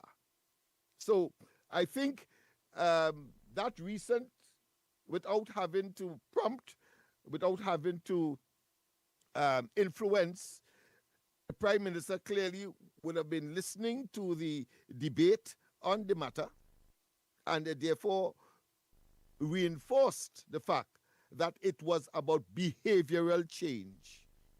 And thus the recent statement that if after 6 months the behavior of the motoring public is of a nature that conforms to what is expected and accepted, then there will be a revision downwards of the fine. And that is the point I was making. So somebody to be disappointed in me for saying that, I think, of course, in my view, it is one that was either preemptive or one that was nestled really in someone who really wasn't listening to the reasoning I would have advanced as to why I could see the Prime Minister saying or acting opposite to that which she would have said, recognizing that her integrity has not been compromised. That is an important point that I would want to, of course, for the new year, bring to the fore, because we have had too many of these speculative things. And I want to say this, that those persons who, prior to what transpired with the Americans and their strike on Venezuela, you have heard the caller, I mean, totally hilarious, and I'm being kindly hilarious, to hear that person say, well, listen, all right, I accept that they get Maduro and he's back in America, but they can't go in. Well, there's another psychological term that came to my mind immediately, and that is cognitive dissonance. It's something like the fox and the grapes, you know. The fox couldn't get the grapes, so he said that it had worm in it, that it must be sour, etc. That is how I see that compromise of the very ardent position, having regard to the whole idea of what? Of hypersonic missiles and the efficaciousness of the Russians' war machinery and their equipment on the ground in Venezuela. The fact of the matter is that it never rose. Andy and them used to give me a fatigue, used to, but I think these days they don't do it, but I think it's applicable here too. Because when I contested the elections under Love in 2007 and I lost, and there were several things that transpired. And of course, the rocket is my symbol, my political symbol for Love. He said that the rocket never got off the ground. Well, I want to apply that to this situation as well. That the fact of the matter is that you have to accept that the Americans have gotten their way. Yeah, they got full the way. stop.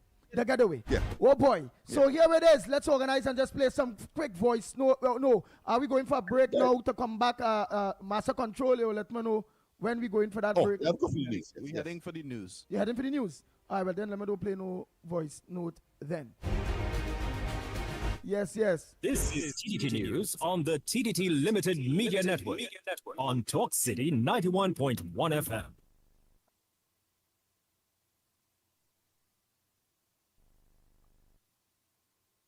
Good morning. This is your TTT News update. I'm Charlene Lewis making the news at this time.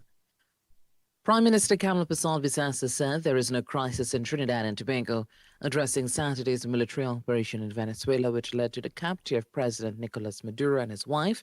Mrs. Bissell-Bissassa assured the public that what happened in Venezuela has nothing to do with Trinidad and Tobago. The Prime Minister stated that as Venezuela undergoes its transition, Trinidad and Tobago looks forward to deepening its long-standing friendship with the people of Venezuela and renewing cooperation.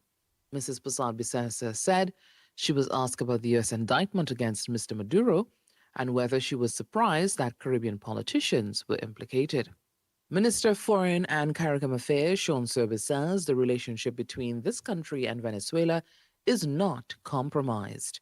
He says the current situation taking place in Caracas is fluid and dynamic, but Trinidad and Tobago remains steadfast in its relationship with our Spanish-speaking neighbors. Minister Service says he is not aware of any citizen feeling uneasy by the situation occurring in Venezuela on Saturday. We want to work with the United States as a long fraternal partner to make not only the United States but its allies, Trinidad and Tobago being one of them, safer, stronger, and more prosperous. The well-being of the citizens of Trinidad and Tobago has always been forefront and paramount, most important to this Prime Minister and to this administration. And any policy by any country that will ensure that that occurs, Trinidad and Tobago and this administration, led by the Prime Minister, will support. He says the National Security Council, led by the Prime Minister, worked effectively to activate pre-planned protocols to ensure that the country was kept safe as the US-led action was taking place. Don't believe that it is correct to say that the Prime Minister did not give information as it came to us through the National Security Council. As information came, based upon the sensitivity of the information, based upon certain protocols, established set protocols that were being reviewed at the National Security Council level, information was disseminated. This is an ever-evolving situation, and being sensitive in terms of what we see, what we do, how we approach the situation is extremely important. Councillor for Enterprise South Longdonville North, Brenda John, distributed many prizes to residents of the community during a New Year's football event with a twist, which saw participants decked in male and female formal attire. The event was organized to promote community spirit and camaraderie through sport. Councillor John called on residents to keep up the community events. I'm here to bring greetings from Shabona's Borough Corporation and also the Shabona's East MP, Ms. Vandana Mohit, and extension of our PM. I'm also here to see who it is I can give 50 US to. I'm also here to give out some Pennywise vouchers. I'm also here to give away 200. So I will see who it is. They can select who it is they want. So I'm here to support whatever event is happening in my electoral district. I'm always supporting. Councillor John reminded residents about her office hours, which they will be afforded an opportunity to air their concerns. My office is next to 6.1 in Enterprise Southern Main Road. I'll be opening back on the 5th of January, seeing persons on the 6th. Thursday, that's normally be my field visit where I will drive around in the community Thursday and Friday to see what are the issues. On the 21st, I had over 600 children distributed street at the Londonville basketball court. I will continue to work in my electoral district. I cannot do street by street and I cannot reach everyone, but my doors are open to each and every one. I do not segregate. And to sport, Minister of Sport and Youth Affairs Philip Watts is expressing condolences on the passing of former Member of Parliament Eddie Hart. In a statement to TTT Sport, Minister Watts notes that Trinidad and Tobago is mourning the loss of a true patriot and a cornerstone of our sporting culture. He says Eddie Hart was more than just a name on a league. He was a visionary who understood that sport is the most powerful tool we have for community transformation and youth empowerment. To the legendary. That was TTT News on the TTT Limited Media Network on Talk City 91.1 FM. Talk City 91.1 FM. Talk. This is about creating opportunity through responsible management and citizen participation in national wealth. We are targeting US $3 billion in new investment within the next few years in energy, in construction, in tourism, and the digital economy. Music. It's reconstruction time in Trinidad, so put your shoulder to the women and stop.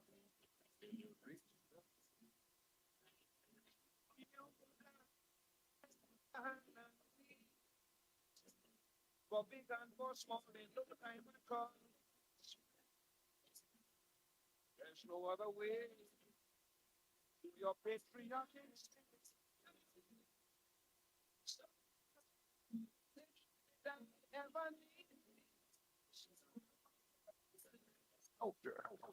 The budget has goodies and some not so goodies, but that is because fairness requires that everyone plays their part. Engaging conversations, latest news, our music. This is Talk City 91.1 FM.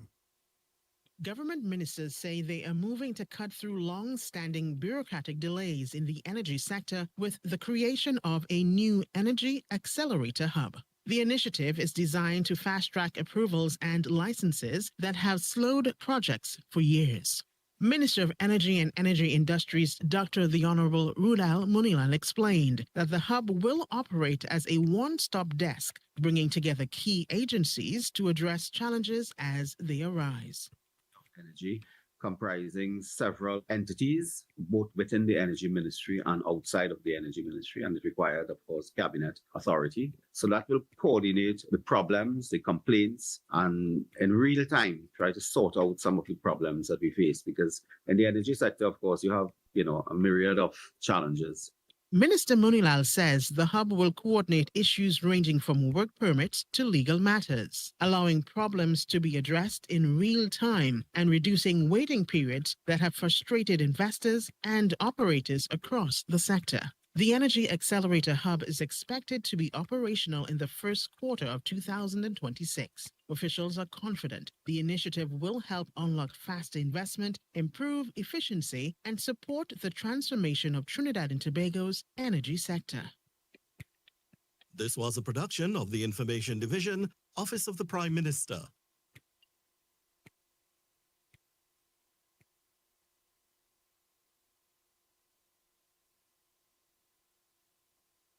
Request your favorite song. 622-4911.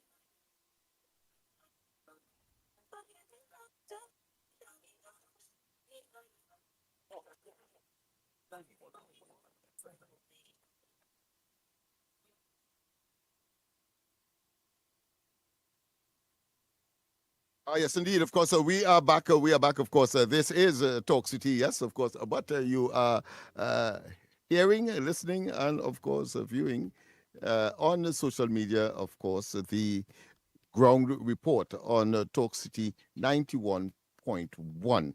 Yes, indeed. Of course, no television yet. Next week, Monday. Look forward to that. But that being as it may, there are other issues that we have yet to address at this point in time. I think this is the best time to do at this point in time. What's the time now? Is we just have yes, it's 12 minutes past the 8 o'clock.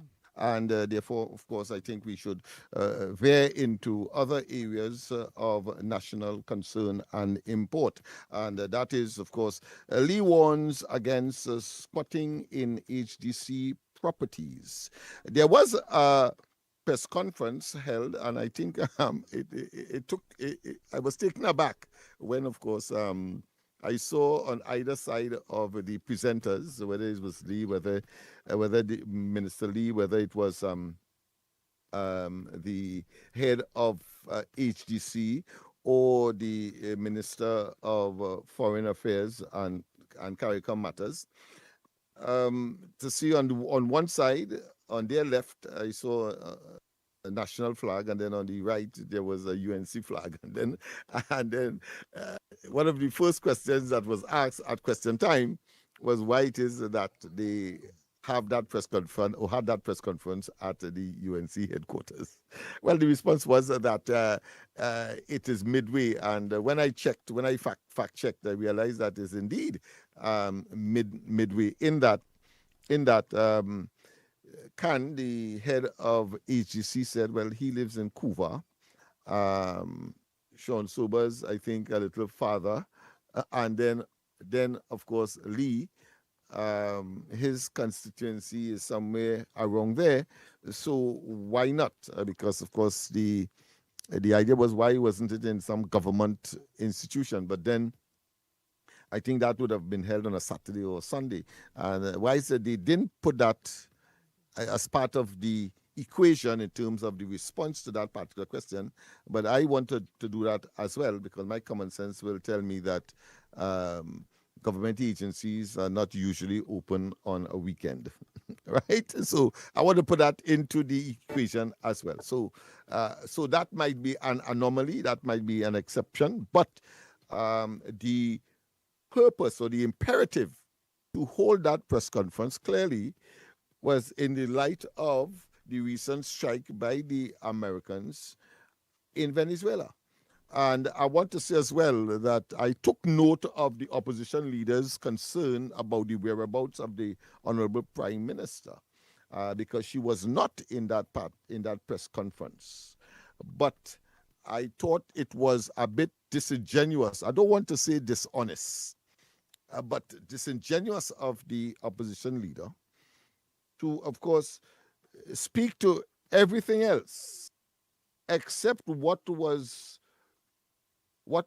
response was to that specific question, because a journalist did ask why the Prime Minister was not present.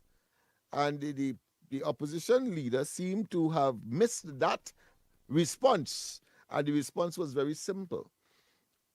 And it was, of course, delivered by the Minister for Foreign Affairs, Sean Sobers, who said that the Prime Minister would have been up speaking to various players because the thing occurred 2 o'clock in the morning, and therefore she was up dealing with matters of state, and therefore I interpreted to mean that it would have been physically challenging for her to, just come to a press conference, travel to go to a press conference in Chaguanas as the place of choice. Not that, because I want to make it clear, it could have happened, I suppose, at the diplomatic center, but where I assume that she would have been, or she may not have been, even if it was at her home in Philippines.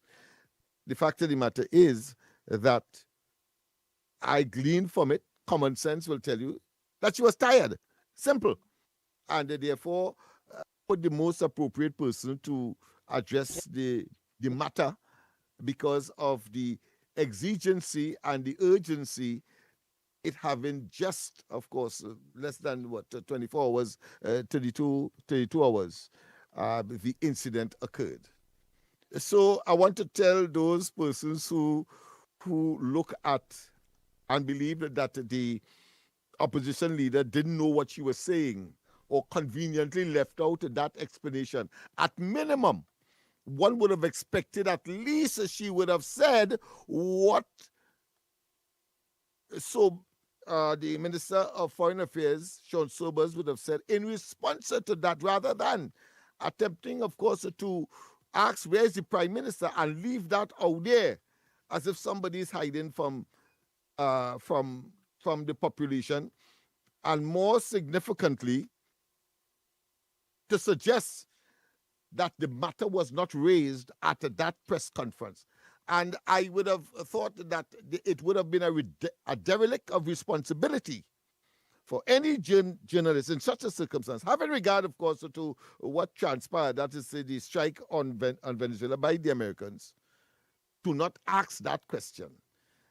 So I want to tell the opposition leader once again, you have been found wanting. Wanting. At minimum, you should have said that you don't believe, even if you say you don't believe that she was tired. No problem with that. But to suggest that statement could be made, where is the Prime Minister, in isolation, without it put there, gleaning from the same source that she would have, of course, issued other concerns with respect, of course, to the American strike. I think that was disingenuous. And I say, I don't want to say dishonest. I want to say disingenuous. I could have said dishonest. The other matter, of course, Sober's PM is on top of things. That's another topic that is in the Newsday, and it refers to the fact that the Prime Minister did issue a statement indicating that the population has nothing to fear. Only the opposition seem to be fear-mongering. They seem to be caught up in a state of what I consider to be hustling for political mileage and not recognizing the damage that if people take them seriously, that could be done by the gullible. But it's a good thing you have, of course, the ground report and people like Andy and so on who will, of course, tell it as this. And, of course, these days, well, from today, Talk City, etc., that will bring the reality of Trinidad and Tobago from a perspective that it cannot be questioned. The veracity cannot be questioned. Yes, cannot be questioned. All right, Beckles, where is Kamala? Well, that's the other one. I think I touched that already. I thought it was the first thing to touch on because I mean, let's face it, it was simply disingenuous. As I say, I don't want to say dishonest. Valencia woman shot dead. Yes, I think we had the first double murder for the year. I think it was yesterday, where of course there were two persons who died in tragic circumstance. Every murder is a tragic circumstance, so I want to say we acknowledge that. PNM mourns Eddie Hart. Well, I think a lot has been said and will be said.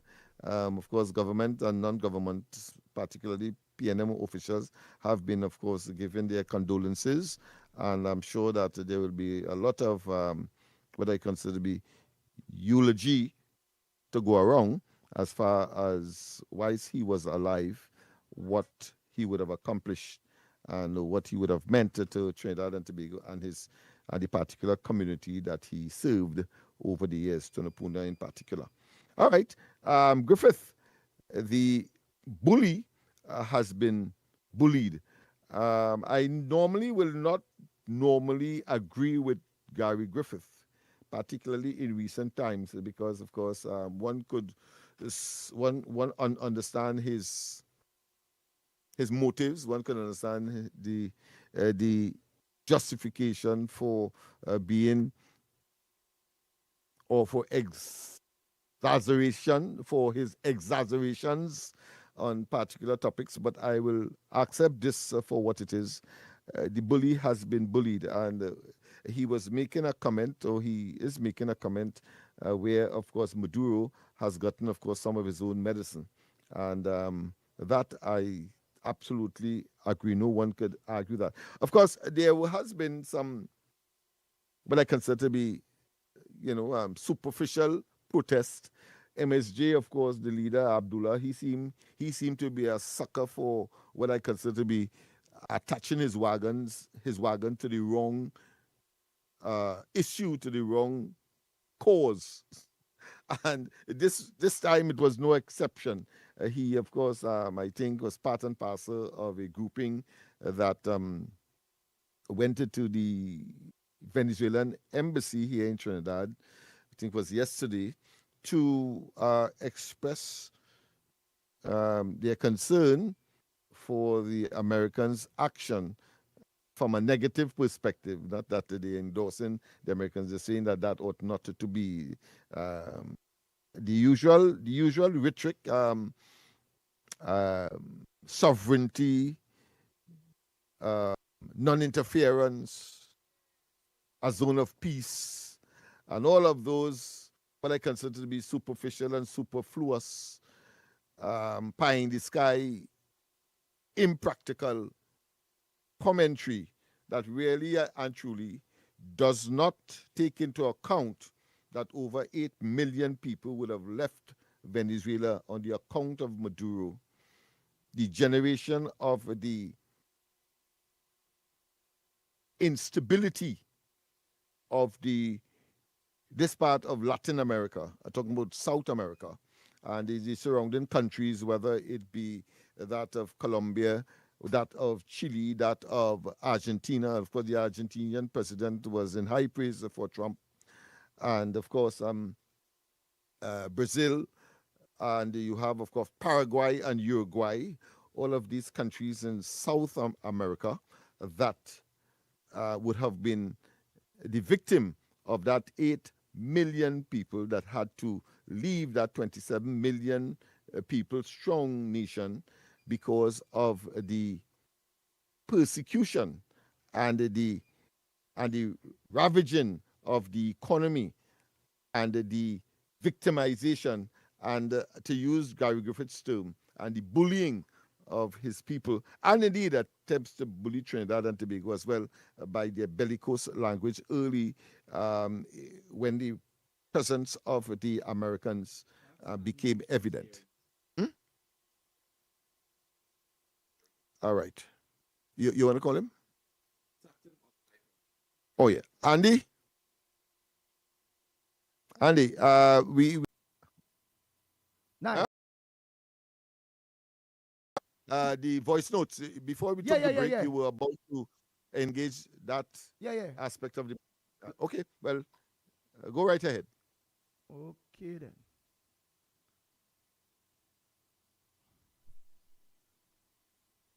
Yes, so we'll continue with the different headlines. Let me think the voice notes.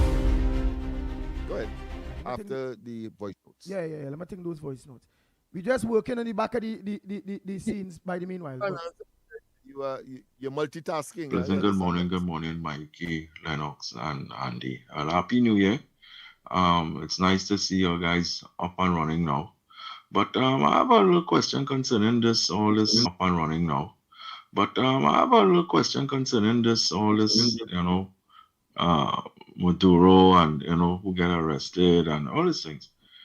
A question to keep popping up in the social media is that they do not sweep now, and they believe that we might have politicians involved with him too. So, is it possible that we former PM might be involved too? Because that's what the social media is saying, and the news saying it also. I just want to know if a lot of politicians in these other Caribbean islands, including Trinidad, might be a part of this thing too. This web, where they could, gather all these links together, as they would say. Well, all needs to see is when it play out, who they go dragnet and who they go pulling or not. All right. Blessings, everyone. Happy New Year again, and let all God's blessings. Oh, boy. You're getting them loud and clear, right? Loud and clear, my friend. Yes, indeed. Good morning again. Andy, this is a next short one, so I hope we could play the 2 voice notes. That'll be great. I want to know if the MSJ leader going mad or what? What is he really trying to achieve, And I don't think what is he trying to do will be something he will be able to achieve, I don't know. I guess he want to go and live in Venezuela. So, but he protesting with the Venezuelans and them. Right? I don't know what's going on with him. He just like he going out to Iraq's now. Right? All right. Blessings. You see all them callers who coming up on the live and talking them kind of go bar. I don't give a flying kite with them think or with them see. I know what I saying is the facts. I stand by what I saying, and people with sense would understand what I saying. As a matter of fact, the reason why PNM is out of office right now is because of this same thing. If always a glutton for punishment, I am not a glutton for punishment. So don't be on my case. I don't want nothing from all you. Wow. Hey, Ulrich standing firm with those fines. Let's continue. Good morning to you, Mikey, Lennox, Newbie, and to everybody out there. And Happy New Year to each and every one. Andy, sometimes I wonder, right, why it is that we have to treat big people like little children. You know why? because they behave like little children. They behave like little children. You continue breaking the law. You continue breaking the law and expect to have the same consequences. No. If you're a parent and your child is breaking rules, house rules that you set down there for them, parent rules, aren't you going to up the ante to make sure that they straighten up and fly right? What is wrong in that? What is wrong in that? Yes, she did say it was too high, but as a prime minister now, she has seen where people continually breaking the law. What was she supposed to do? Not up the ante for them? And now you come to make reference about the color me orange. If you remember, don't just come and say it like that. If you remember, they were very noisy there that day. And she did that. So what? Sometimes the big people have to be treated like little children because they behave like little children. They behave like little children. You want to tell me that a man was 31 kilometers over the speed limit, and he complaining about having to pay, I think it was 4,800 or something like that. You broke the speed limit. You broke the law.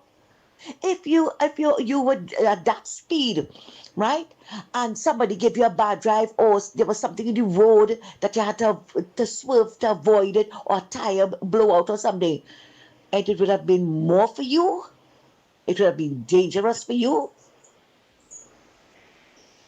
So all this nonsense about it affecting poor people, stop breaking the law. Stop breaking it. You break the law and you pay the fines. You're on your cell phone, you know it is wrong. You're texting and driving without seatbelts, drunk driving. How many times do you have to warn your children about something? And how many times is she going to warn the citizens about something? Put yourself in that position. You don't want to pay the government any money? Then do the right thing. Toe the line. Straighten up and fly right. Andy, thanks a lot and have a good one. We papa. All I don't want to pay no fines. Don't do the crime. That's Santa Cruz. They're saying that Ulrich. Many other people are saying, yeah, the law is the law. But some people are singing like Ulrich too, saying that the issue is the admittance that the fines was too high. But then we also have to put in consideration the government, through the Honorable Kamala Prasad Bisesa, mentioned that here it is. I will look to retract that after 6 months. If only behave yourself in a 6 months period, we go drop them prices. I take away the demerit points. I realize people now start to overdo it more. Well, plenty, because that way technically the government is saying. We moved the demerit points. It was moved for about a month, 2 months or so. The demerit points gone. But within that time, Trinidad and Tobago, the road breakers or the restless driving rise. Because remember, people now realize, hey, I ain't losing my license no more, you know. It are not the merit points for me to lose my license. So here it is. I go and start back to rail speed. I go and start back to take the shoulder. I go and start back to drunk drive, dangerous driving. Here it is. I taking a chance with my insurance, with driving a car without insurance. I taking a chance with driving a car without a valid license permit. That is what went on after the demerit points was moved by the government. It rise. So the government realized, I come and move the demerit points for you all. Because it was so hard, so bad, the demerit points. Which is truth, it was really harsh. People was losing a license. But as the demerit points move, most of them drivers gone mad. Hey, no demerit points. And they start to do nonsense on the nation roads. That is what the government put into consideration, Ulrich. So she say here it is, when they watch the 2 months time period, 3 months time period that the demerit points was moved. The Trinidad and Tobago driving population get more reckless. So they say here it is. I ain't gonna put back the demerit points, you know. But let me raise the fines because I had to think. Raise those fines. To deter, because remember that what they say, the fines is a deterrent to lawbreakers, and if you don't break the law, you don't have to worry about no fines. So we getting the two things mixed. So Ulrich, look at bring the established understanding of the government making a choice like raising the fines. It was because they left the fines where it was, and the demerit points now was moved with the government leaving the fines where it was. But then lo and behold, the lawless dump after agree with the government of Trinidad and Tobago. Bang, bang, bang, bang, bang, bang, bang, bang. And maybe, Andy, one may add, she probably took basket from the leader of the opposition, because the opposition started to say that now that you have removed the merit points, here it is, of course, because there were 1 or 2 serious accidents on the road. And while, of course, it's a square peg in round hole argument, really, non-argument, but they started to capitalize on that and say, well, listen, this is what the result of the removal of the demerit points system has produced. And so, again, giving validity to seeking a greater deterrence by hiking the price. Hiking, of course, the fees, not the fees, but the fines. And I'm saying that does not take away the integrity of the Prime Minister. Does not. Correct. Does not compromise it. So Trinidad and Tobago. And now she comes back and say that, listen, if all the behave all this, showing again consistency in integrity, I am going to reduce it because the concern is behavioral change. Remember, the opposition was also saying, and those who are soothsayers were also saying, that was really a tax. Remember that? Yeah, and wrong. So Trinidad and Tobago, again, you all wanted, Ulrich, all of you wanted yours truly, the pitbull of radio, whole take on this. And I and all was like, whoa, I see the video all over the place where the Honorable Kamala Prasad Bisesa saying various things. Yes, she did. She did. The videos and them that was circulating can't lie. She did say the taxes was too high. Yes, the Honorable Prime Minister. She did say that there are rogue police officers and licensed officers that will get up across the bed and will organize and do what they want. She did also said that the taxing situation, that was a form of tax by the PNM to tax the people in Trinidad and Tobago, correct? But what you all are not saying or understanding, the raise in the heights of the ticketing system or the penalties have everything to do with the 3 months that the merit points was moved. And yes, it was high. It was still all right. The same high that Ole find it was high that she had was to drop, and she said she was going to drop. It remained right there. Understand this, Trinidad and Tobago. It had remained right there. But lo and behold, Trinidad and Tobago drivers so unlawful, because Trinidad and Tobago is an unlawful dump or a lawless society. It is what it is. We must say it. If it's blue, it's blue. If it's green, it's green. Yours truly, the pitbull of radio. I made calls because I and all try to understand why the government will organize now and raise it. And then when they send it various statistics, that while the demerit points was moved, people start to go haywire, mad, more speeding, more drunk driving, more recklessness, ignoring that they still had a fine to pay, no? So the government had no choice. They say, whoa, we removed the demerit points. We'll have them in an order that the P&M that put there. It is harsh, but here we had to do. We had to get them back a deterrent. We have to get them back a deterrent because more people will organize and continue to break the law because they're ignoring in their book now. That last set of money was small money. You know, it's like children. All right, I could pay that. It was only 1,000. Yeah, so I go still, I ain't gonna wear my seatbelt because I could still make up 1,000. But when they raise it and say, well, you might have to pay 2,000 now. Oh God! Oh God! The wicked! Oh God, the government wicked! But you know, nobody in balling. Oh God! Oh God!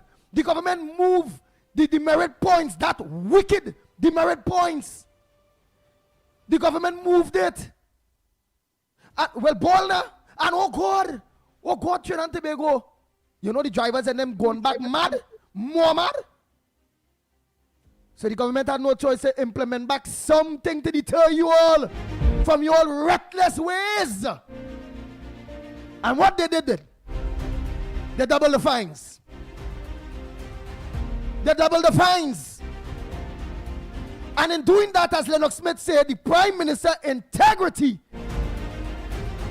She said that here it is. If in 6 months' time in, we see all your behaving all yourself, meaning the double fines come like a demerit points come back. That's how I will take it.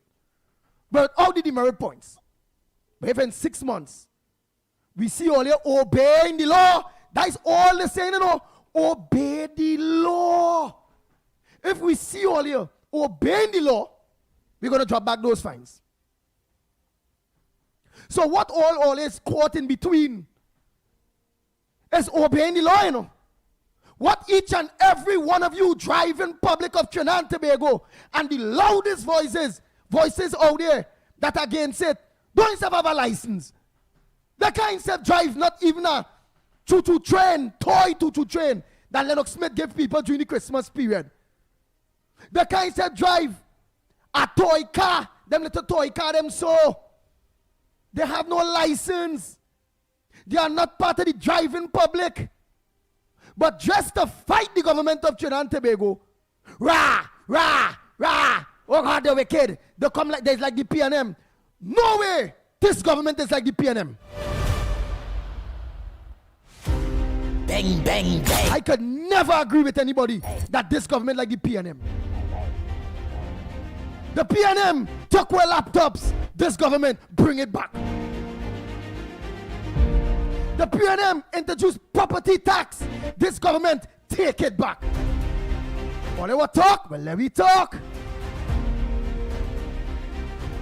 When it comes to the children, with the children life fund, the P&M didn't contribute or was not contributing to it. People had also go back and organize and hold barbecue, curry-cue, manicure, tattoo and all. Yeah! This government implemented, put it in place that children that need life-saving surgeries will get it. Am I lying? Those of you that are listening to us in your maxis, in your taxis, all PH drivers, truckers, white vans, am I lying? And it have a lot more. Or some people bawling about the rentals tax and saying that come like a property tax. That's not truth.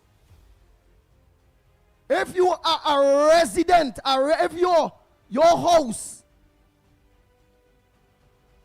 not renting, not doing commercial on a normal basis, you don't have to pay no tax.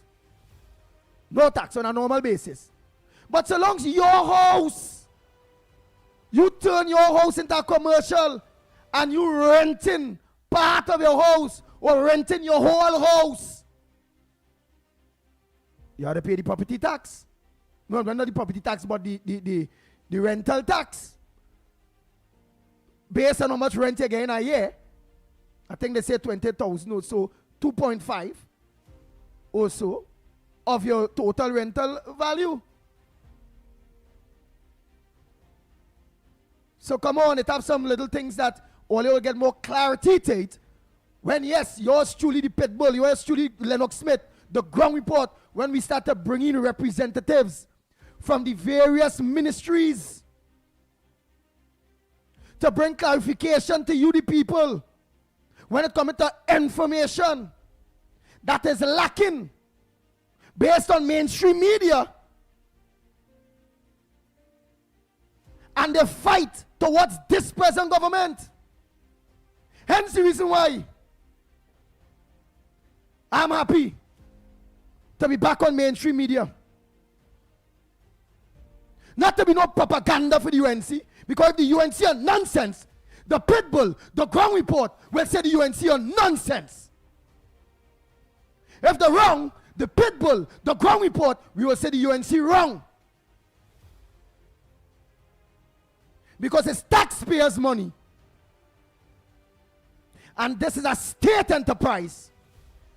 And with state enterprise, the ground report is representing everyone. Whether you are UNC, whether you are PNM, whether you are ILP, whatever political party you support, we give you honest voices and representation will be given to all of you. Because it's state money. Because this is a state institution. Talk City. And next week, Monday, please God, TV4. We want the proper information come out there. The right information. The truth. And we're going to do that. So if you all understand what the Pitbull take on this whole race and the fines when it comes to the driving public, with the government having to go back on their word. But in my book, the word was to really move the demerit points. The only other thing is that the government, the Honorable Prime Minister back then mentioned about the ticket, the fines too high. But she moved the demerit points and she left it. She left the fines where it was. You all never give them, the driving public of Trinidad and Tobago, never give them the opportunity to be able now to even look to reducing the fines. Because first we are a lawless dump in Trinidad and Tobago. As the demerit points move, all drivers go on haywire. Most drivers go on haywire. You know, if all was obeying the law and the percentage rates didn't go up on reckless driving, drinking and driving and all those various things. You know, all now, the press conference by the government of Trinidad and Tobago might have been, we will be deducting, we will be cutting down on some of the fines too high. But no, so here it is. They will give me the hint when we go in for the break. But I want you all to get in now. Whether you agree with the Pitbull, whether you disagree with the Pitbull, it is what it is. We are lawless dump. The removal of the merit point system activated. More lawless driving, recklessness. And the government had was to do something to curb it. And to curb it, what did they do? They raised the fines. But you don't have to worry. You don't have to worry because fines, it's not tax. Tax is something you have to pay mandatory. You don't have not one ticket to pay if you just obey the law. Imagine we in Trinidad and Tobago debating obedience of the law versus fines, you know. That's why it has been debated, you know. Now, so you understand what I'm saying? We debating obeying the law and fines, you know, and fighting for fines compared to obeying the law. If you obey the law, you don't have no fine to pay. Why did the big debate? what the debate is about. Obey the law, no fines to pay. Break the law, you feel it in your pocket. And when you get that first feeling, you ain't gonna want to break the law again. Digest how it is. Before I take a call, Lennox Smith, again, you understand when I point down to them that what it is we are fighting? Yes, my friend. I think the clarity is pellucid. I think even the littlest child, maybe in fifth standard, fourth standard, would understand with a high degree of comprehension what you have said. I think the creme de la creme of the integrity of the Prime Minister and the government resides in the fact that they honored the 10% to public servants. That's a huge commitment because it means that financial or the fiscal situation in the country has to take a hit as a consequence. And that was done at the time and at the place and in time for what was agreed upon.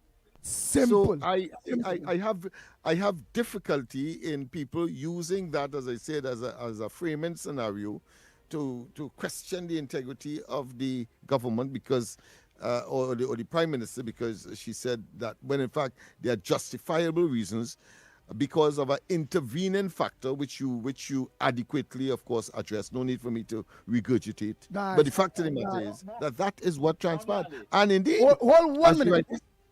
As you rightly said, yeah.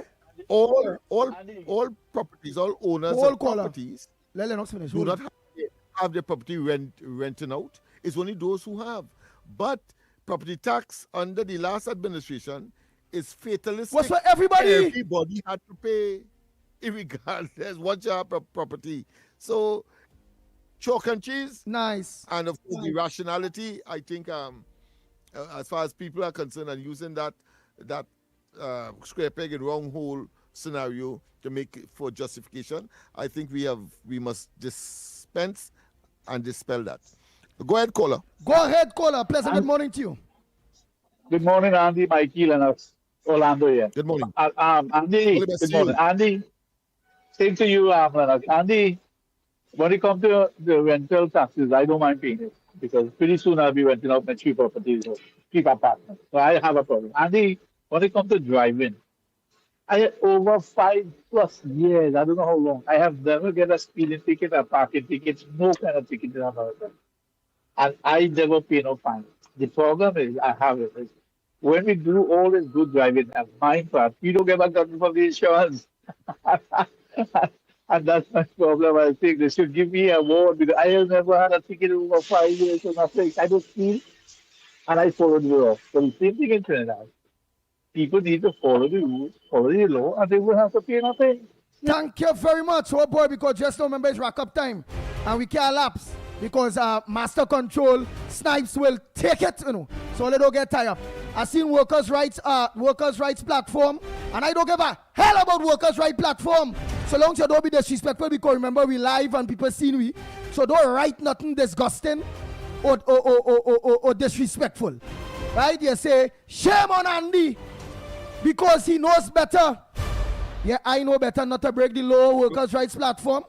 So you could shame on me how much you want. On occasion, I think I betrayed something. I don't know. Something that is amorphous, inexplicable, cannot be explained as yet. I'm still waiting to see what I have betrayed. Nice. By this. But go ahead. Nice. Down to workers' right platform again, he come.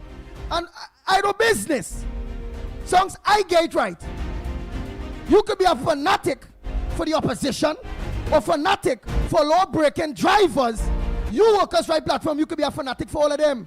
But when it's coming to the law and order, when it's coming to dissemination of proper information, I have to do it. You hear him now. Andy is singing for his supper. Me is singing for no supper. Look, right now I don't eat. And again, as we had concluded last time, and I did it already this morning, I'll do it again, that is a construct of the PNM propaganda machinery. And they have fallen victim to it. So the only people that benefit from that by that, what I consider be square peg and round hole argument, is the PNM. So therefore, whether advertently, whether by design, whether inadvertently, the fact of the matter is that that is nonsensical. It is ocious. It is irrelevant. If you didn't commit, then it means therefore you have no fine to pay. Simple. Let me just take a next call. You have to make it short and sweet before snipers and man will snipe you very fast. Short and sweet caller, go ahead. I see you smiling here when you see morning, that. Morning, Barpo here. Go ahead, Barpo. Gentlemen, if ever a statement was made where somebody say one thing and then they come and they do another thing and it is justified, you see the statement where they're talking about the Prime Minister said that how she would the fines were too high and then she increased it. Let me tell you something. The last couple of days, I drive on the roads, on the highways and things, and it's a total different feeling, a total different safety feeling on the roads. That you have seen man on your bumper, people are blowing horn. It have a vehicle that I see on the highway that didn't have a... Yeah. I am on the road and all. And I and all realize I driving and I catching myself like I thinking towards the 100. And all I have in my mind is 4,500. Andy, 4,500. Man, I stand under the 100. Let me tell you something. Before this law was put into place, I used to show my wife, I say, watch every 2 vehicle out of 5, it have a light working, something working. You know, every vehicle light up like Christmas tree going on the highway. Not a man ever have a light with dim self in the vehicle now. I tell you, all the traffic flowing. I know you have your eyes on the clock.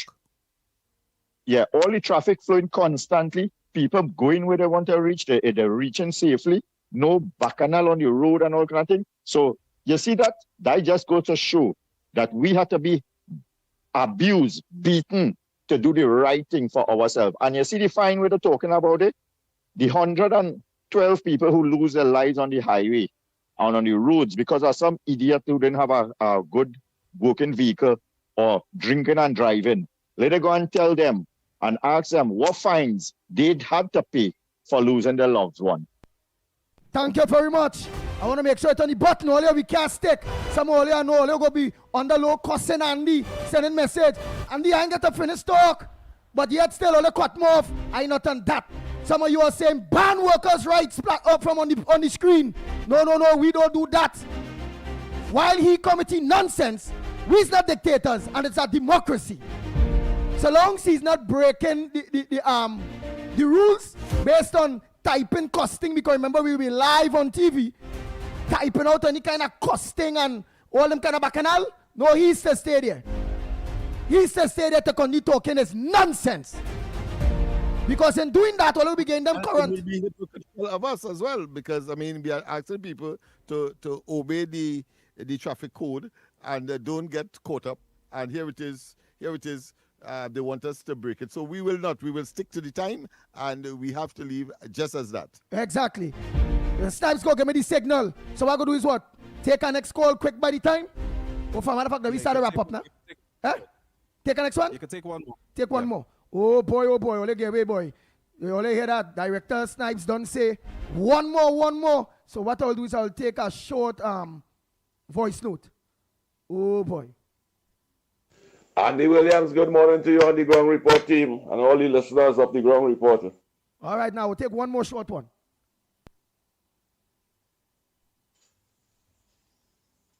Oh, good morning to the Magnificent 3 again. Well, I know who calls Lennox, who does not understand me. I'm very disappointed. But brother man, I'm very disappointed still in you because like you're talking with sense at all. Just because it have a fine, so you saying that people have to continue breaking the law then, and you must have a small fine so that when they break the law, they will just pay and just continue to break the law. Tell your daughter that if she windshield MD, right, she will have to get annual windshield when the time comes, because that it is, because you don't know what could happen with you as you say go down in a pothole. A pothole could damage that windshield with a little crack in it. It doesn't. Thank you very much. I want to make sure we're on time. But hey, on a Philly Pitbull and the Ground Report, the ground reported said, well, they feel we're not going to pressure the government too. All they want our vehicles roadworthy. But we also watch and people they say Andy Williams wouldn't tell the government what time it is. Look, I'm going to tell the government what the time it is. We want the road car worthy too. To the UNC government, to the government of Trinidad and Tobago.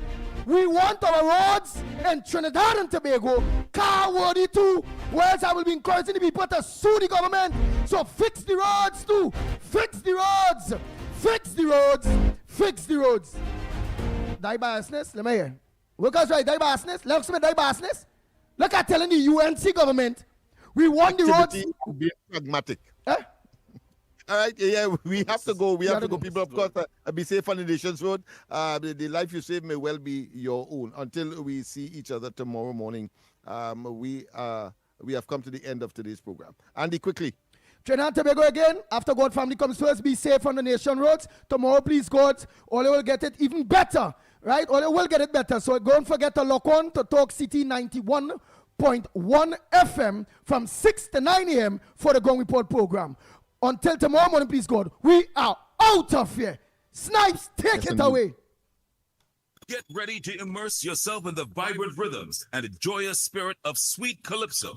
Join us for an unforgettable experience at the semi-final round of the Calypso Monarch competition. This is Calypso Fiesta. 40 Calypso stars will compete on the Skinner Park stage. Calypso Unleashed, boundless harmonies.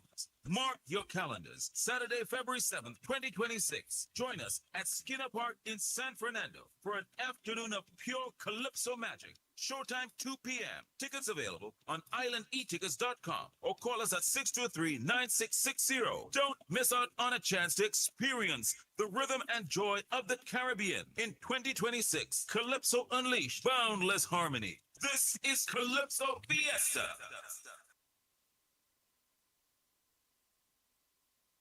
Talk City 91.1 FM. Talk. This is about creating opportunity through responsible management and citizen participation in national wealth. We are targeting US $3 billion in new investment within the next few years in energy, in construction, in tourism, and the digital economy. Music. It's reconstruction time in Trinidad, so put your shoulder to the women and stop.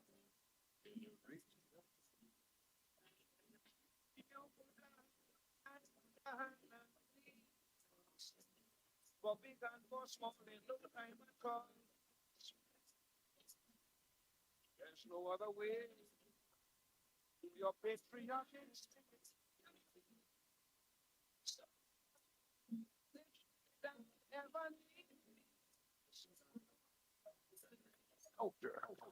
The budget has goodies and some not so goodies, but that is because fairness requires that everyone plays their part. Engaging conversations. Latest news. Our music. This is Talk City 91.1 FM. On November 9th, 2006, Talk City 91.1 FM launched on the airwaves of TNT. In 2025, we celebrate 19 years of talk, culture, sports, news, education, and information. Join us and journey down memory lane with our brand new podcast feature. Search Talk City 91.1 FM on YouTube and check out some of our features, interviews, and even full shows. Enjoy at your own pace, on your own time. Enjoy again and again as we celebrate 19 years of talk on Talk City 91.1 FM.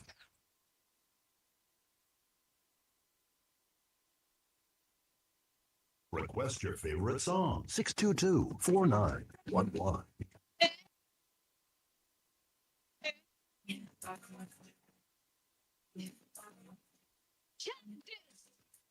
Big business don't stop so free, yeah. 2005.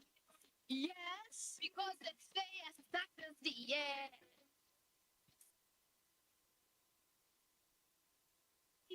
No more restriction, open competition. But it just won't make the grade. We don't stand for lobby.